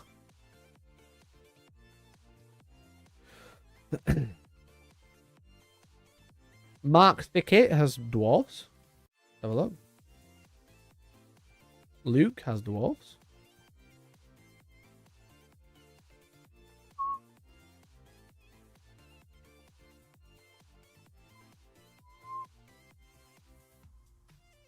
This is what I'm playing Crystal Scothorn tonight. I'm going to have a good game. Me and my mate Scoffer. And Adam Sinclair's 3 dwarfs list.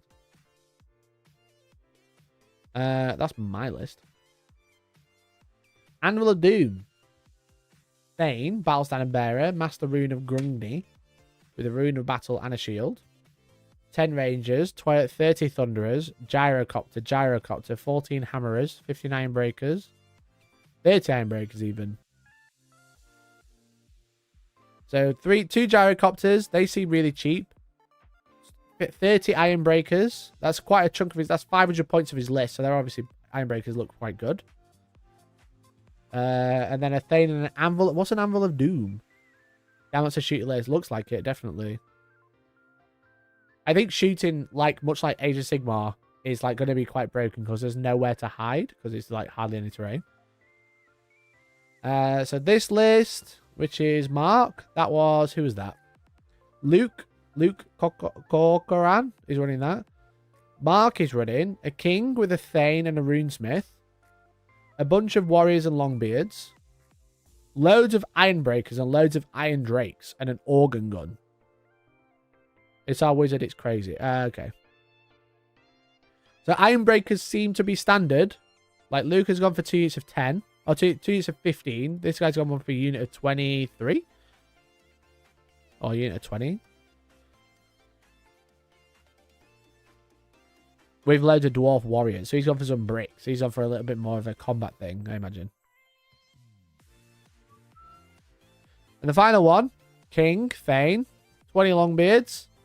18 Thunderers. 19 Iron Breakers. 17 Hammerers. And Gyrocopters. And Cannons. The Gyrocopters and Iron Breakers seem to be the staple. With some good shooting. 18 Gyros GG. Yeah, you can take 18 Gyros, but I don't think it's going to last.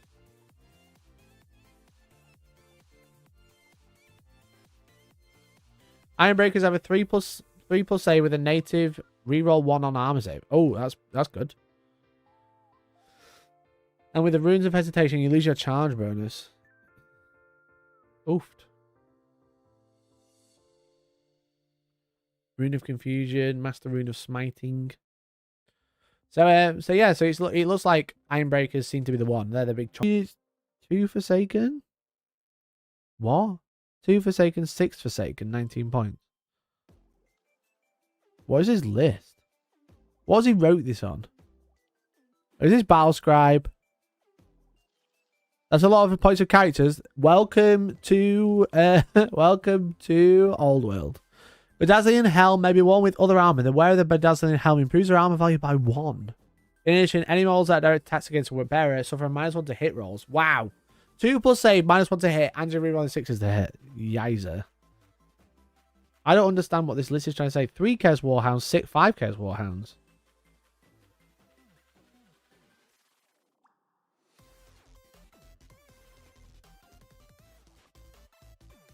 Oh, is it 2 Forsaken units of 6, and then 3 Chaos Warhound units of 5?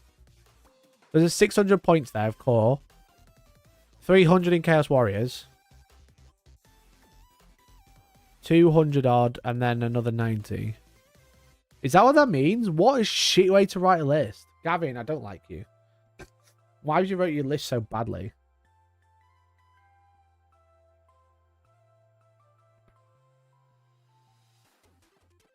Anyway, so he's got a brick of Chaos Warriors, a brick of 20 by the looks of it, or 14, 15, 16, 17 maybe, I don't know. Mark of Nogel and Halberds with the War Banner, the +1 to combat res. 2 units of Forsaken, 2 single Dragon Ogres, and a Gore Beast Chariot. Well, the main one is the Dragon. What else we got? Chaos Lord, Chaos Dragon, Ogre Blade. And the Enchanting Aura. And no other characters. Interesting. 5 Chaos Warhounds, 5 Chaos Warhounds.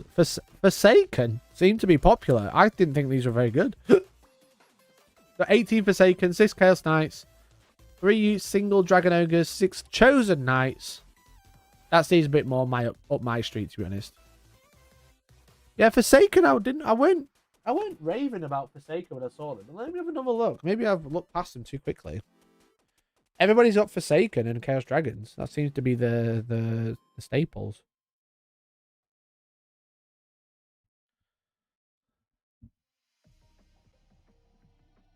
Forsaken came out during the end times. Really? They're that new? Use a cursed cultist. Yeah, definitely. But I don't. They might fit. These are on the smaller bases, but they might. Everyone just going spam gyrocopters.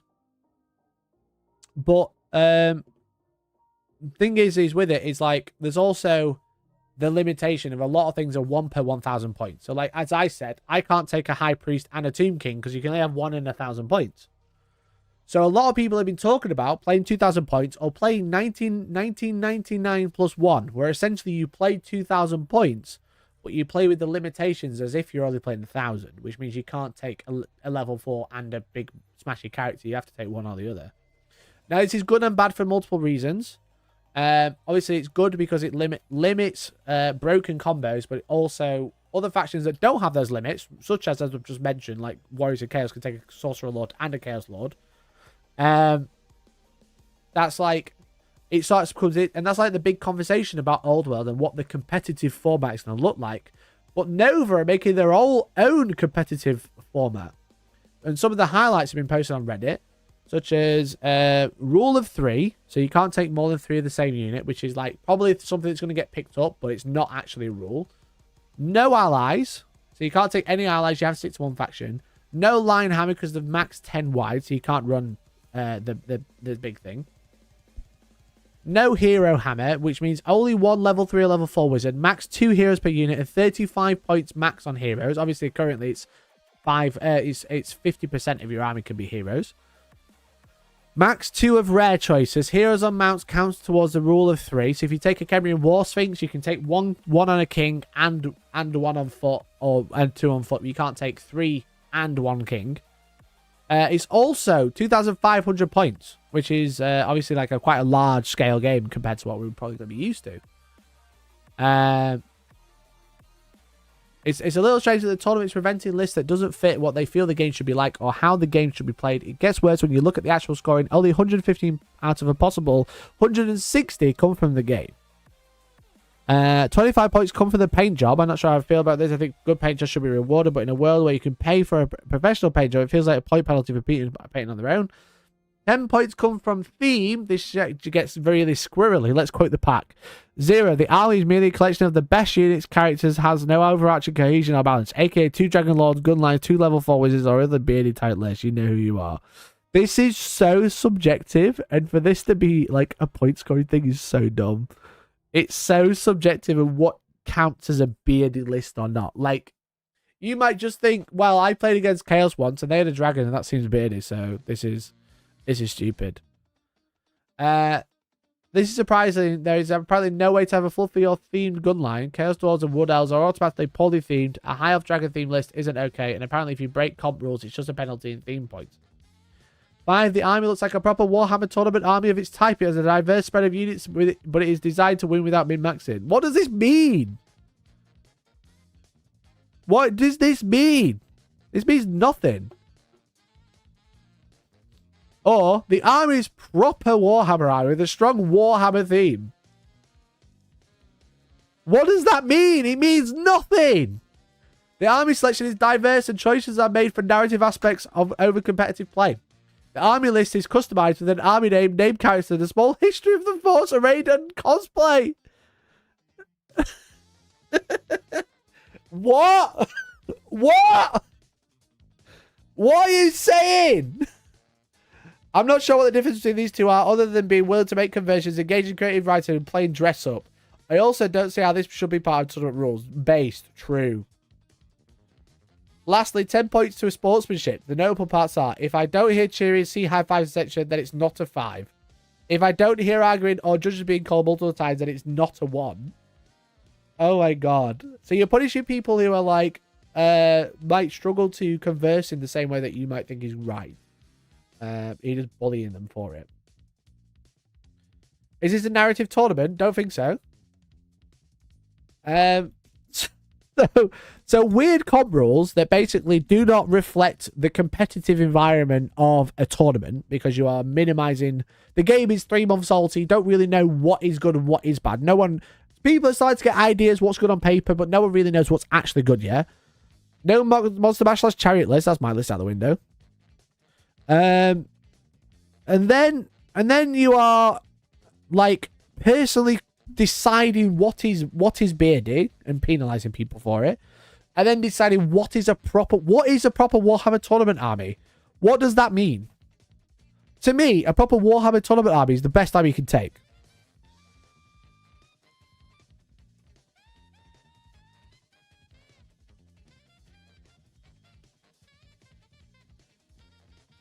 What is a Warhammer theme, by the way? If I take models to a game, is that not a strong Warhammer theme? Because without the models, I'm not Warhammer. Is it saying you have to use GW models because if they're third party, they're not Warhammer theme? These rules have strong Fedora energy. They do. They really do. And then finally, penalizing people who might not converse in the same way as you do. I would never, like, randomly... Unless I'm having a fucking banging game that's insane that I know someone, I'm not going to high-five anyone I don't know. Don't touch me. Don't fucking come near me. Don't even talk to me unless I talk to you first, alright? Do you know who I am? Do you know who I am? Don't even fucking talk to me. So if you're quiet and reserved but help point out possible errors, are willing to let people go back and fix the game state, you aren't a 5. If you call the judges a sign that you think the other player is poor sport, that's bad precedent to set. Call the judges something that is done without acrimony or stigma. Yeah, you're just penalising people for calling a judge. You penalise people for making you do the job that you're charging them for. It seems unusual to me that 30% of total points have nothing to do with how you play. 30% of your points seem to be that the tier likes your list and how you paint your army. Am I crazy? Am I overthinking this? No, this is why people think Warhammer's cringe. This is why people think Warhammer cringe. This is neckbeard territory. Not even neckbeard territory. It's neckbeard's fucking bed.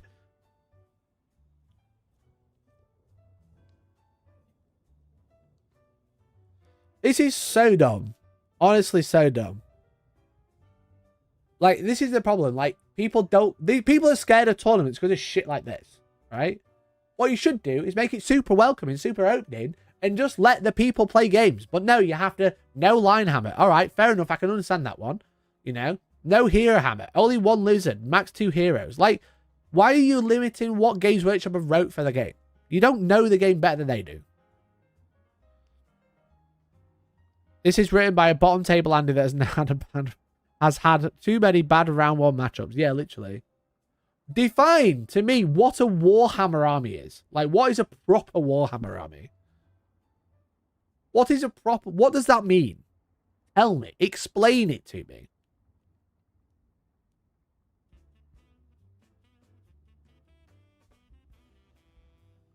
I don't understand what this means. Is a proper Warhammer army not a fucking... Or, like, what's a proper Warhammer tournament army? Is that not the best list I can write? Does that not make me beardy? You know who you are, get a 0. A proper tournament army is one that's going to do well, right?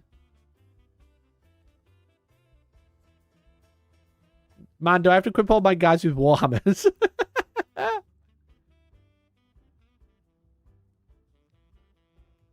I realize it's a bit early to be deciding all these extra stipulations. Yeah, they don't know the game. And they decided they know better than everyone else. Ironically, Nova is Spanish for not going. Sounds about right to me. Yeah, literally. So I do have the full primer. This is the official rules pack for it. As I say, you got the army list compositions here.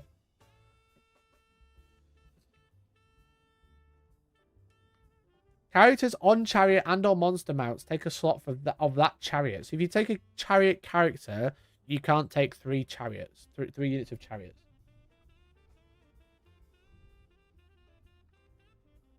That seems a little silly. That seems a little silly.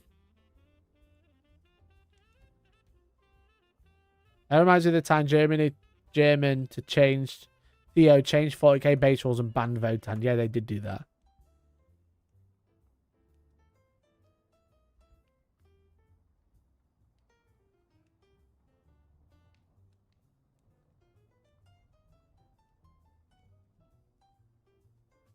I say doing 20-0 system, that's cool. Like that.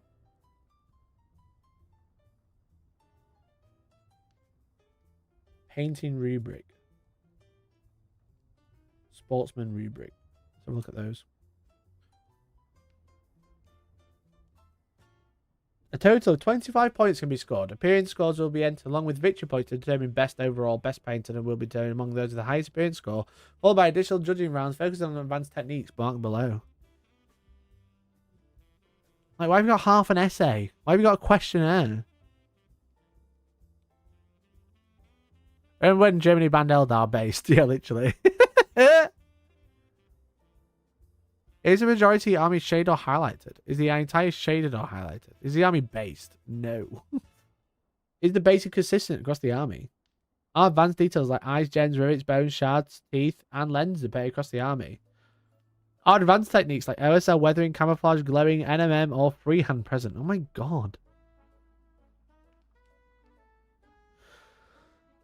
Are advanced techniques over the entire army present? So I gotta do freehand on my fucking skeleton warriors? Fuck off.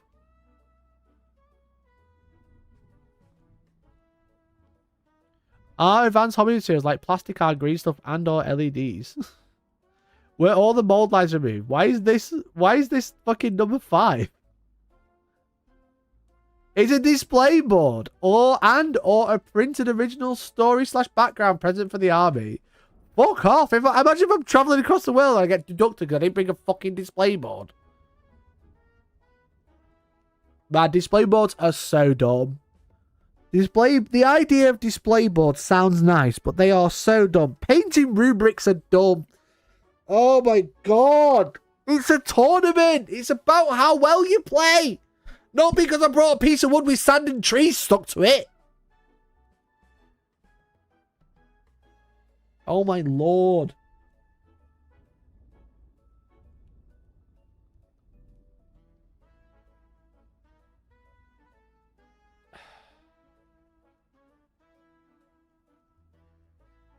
Making me so angry.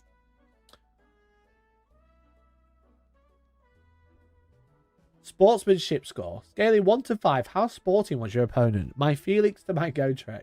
Would share a barrel of bugmans with. They ate gobbo shrooms. Snobby high elf. Going in the book. 5. If I don't hear cheers and high fives, then it was not a 5. If I don't hear arguing, I just called multiple times, and it was not a 1.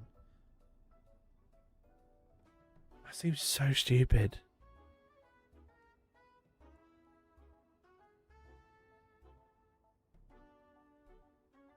Have you brought PowerPoint to give on your army? When are you in cosplay? Literally. Why are they so crazy about these rules? What the fuck? They just put out a big event. Yeah, they just fucking... It's so stuck in their ways. It's so stuck in their ways of classic, like... It's just grognard shit. This is just grog shit. That's what I think. This is just grog shit. And by that I mean, it's just people who are just fucking... They think they know best, but they just come across as arsewipes. What event is this? This is Nova Open, Old World event. Where's the bit about...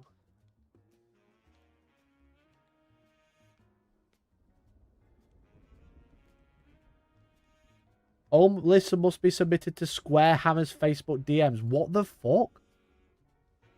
Just use BCP? Why do I need to DM a list to some random person? How is that a good idea?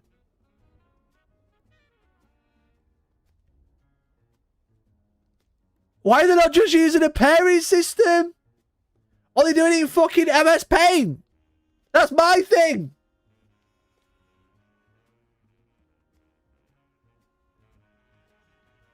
There's been a lot of talk about list comp and restrictions, so thank you all for comments, feedback, and suggestions. Maybe there'll be a tweak or two going forward, but we're starting here. I feel my job as a TO is to provide an enjoyable event experience for as many gamers as possible. Your job is to provide a place for people to play and make sure things run smoothly. That's your job. It's not to write rules. My goal is to ensure they return next year and spread the word. This includes event lead-up, mission objectives, quizzes, puzzles during games, personality, and yes, even list building. This is at the discretion of the TO, and the list of comps below are what I see as the way forward. For now.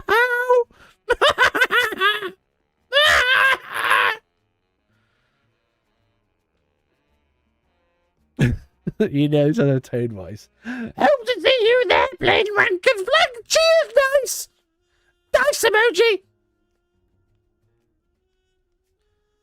TO mansplaining, literally. TO defo. Imagine needing a Facebook account to join a Warhammer tournament. That seems a little bit stupid, in my opinion. That seems a little bit dumb. That makes no sense. I just reviewed listing BCP for our event this weekend. I literally just did that as well.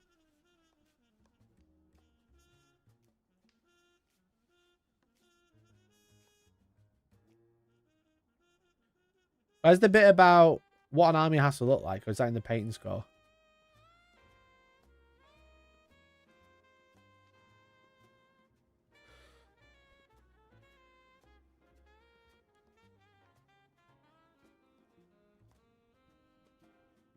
There's a bit about proper army.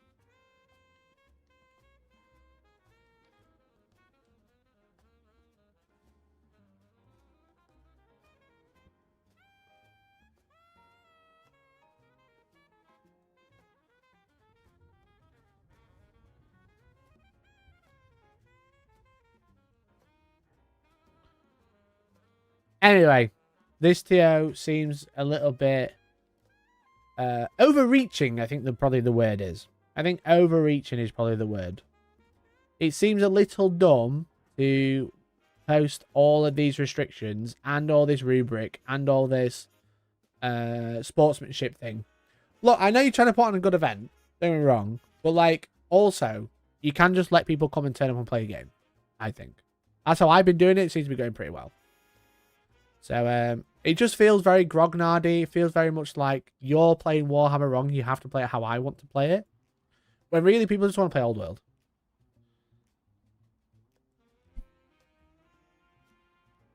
So it seems pretty dumb, to be honest, in my opinion. What is a grognard? A grognard is like is there like a proper distinction for it? Grognard, an old soldier, often capitalized, a soldier of the original Imperial Guard, was created by Napoleon in 1804. There you go. Grognard, an old soldier, or someone who enjoys, in games and slang, someone who enjoys playing older war games or role-playing games or older versions of such games when newer ones are available. James is such a grognard, he only plays the original edition of Dungeons and Dragons. So grognard is like, when someone says grognard, it's kind of like referring to the fact that they're like really old school and like not with the times. That's the context I'm using it for.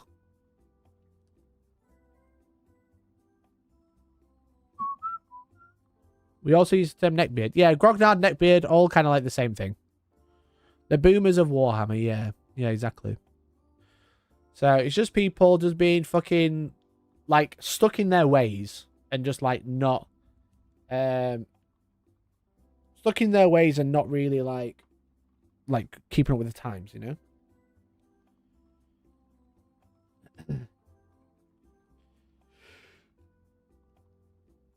Anyway, I think that's all I've got to say about the Old World event. It seems just fucking dumb and the worst thing in the world.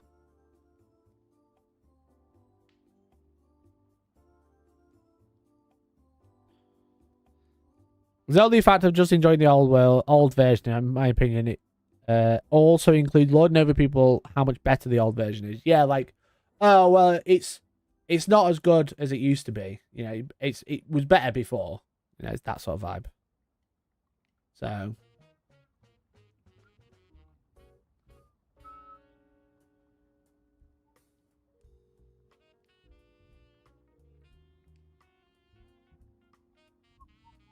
Too long to read the rules change. Feel free to rewind it, Damon.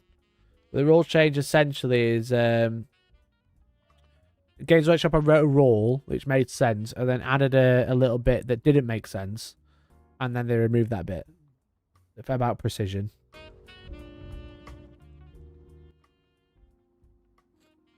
This is very on brand for Old World. Stuck in the past making shit up This is very on brand for the Old World. Stuck in the past making shit up to fit their view of how Warhammer should be. Like the snob regulars you get in shops who don't really know a thing about the game. It's very that. It's very that, mate. It's just, yeah, just like fucking grow up. Reminds me of that one guy we had in chat once, Mikey had to ban temporarily. There's been a few of those. I don't know which one you're referring to.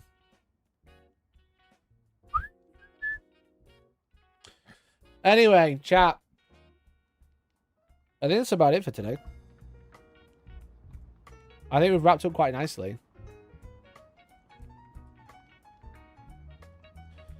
I think we've wrapped up quite nicely for the day.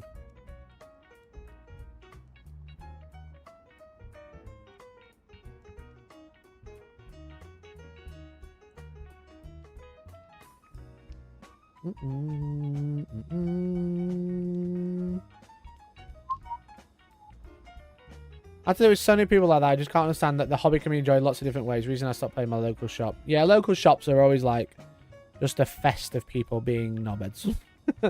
Speaking of which, I'm going to a local shop today. I'm going to have a little practice game with a friend today. I've not played him in a long time. We chat all the time. We haven't played a game in ages. So I'll let you know how it goes, and then I'll be on Friday. I actually won't be streaming, I don't think, unless I can get back quick enough. I think I'll try and get back. It might be a later stream. I'm going to. Let me just quickly double check an email. Let me double check an email. That's next week, Angron. I haven't actually finalized that list. Probably the Gladiator list.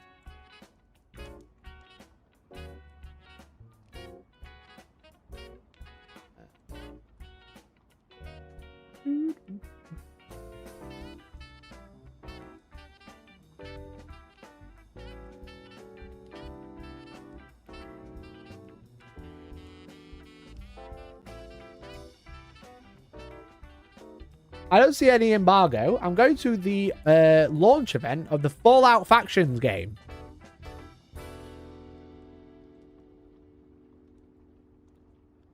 I'm going to a launch event for Fallout Factions, which is a new game by Modifius. It's like a new skirmish game for Fallout. And they've invited me along, so I'm going to go have a look. So that's what I'm doing on Friday. So hopefully I can get back and stream and talk about it. You do love that Fallout game. I like the models, but they invite me along. I'm not going to say no. I'm not going to say no for free food, free drinks. You know, look. Don't get me wrong. Don't get me wrong. I've never played Fallout, but free food, free drinks, maybe a cool game as well. I'm in. I'm there. So that's my plan Friday. So I'm hoping I can go and then come back and talk about it. So that'll be the stream Friday. It just might be a bit later than normal.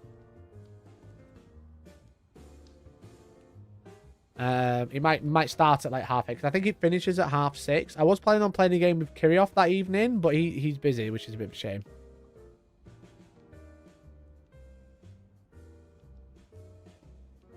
Hope Bethesda haven't done the merge. I don't know. Anyway, that's what I'm doing Friday, so hopefully I'll be able to come back and do that. It seems like it's got a twist of like Necromunda/RPG. Yeah, it looks like an RPG-based game, so I'm interested to see it. The game designers are there. There's loads of other creators there, so hopefully I'll have some stories to tell on Friday. So that's it. So thanks for watching today. Really appreciate you all. Thanks for hanging out. Thanks to everyone who's... we've had a couple of gifted memberships on new memberships. We've had some donations. Thanks to everyone. Thanks to everyone who's continued to be a membership. John McKellar for 25 months, especially Jesus Christ. Thank you. Appreciate it. It's been nice. It's been a nice stream this morning. Hope you enjoyed it. Hope you found some stuff interesting. And if you didn't... unlucky. So I'll be live again Friday, so hopefully I will see you then. All right. Love you all, and goodbye for now. Oh.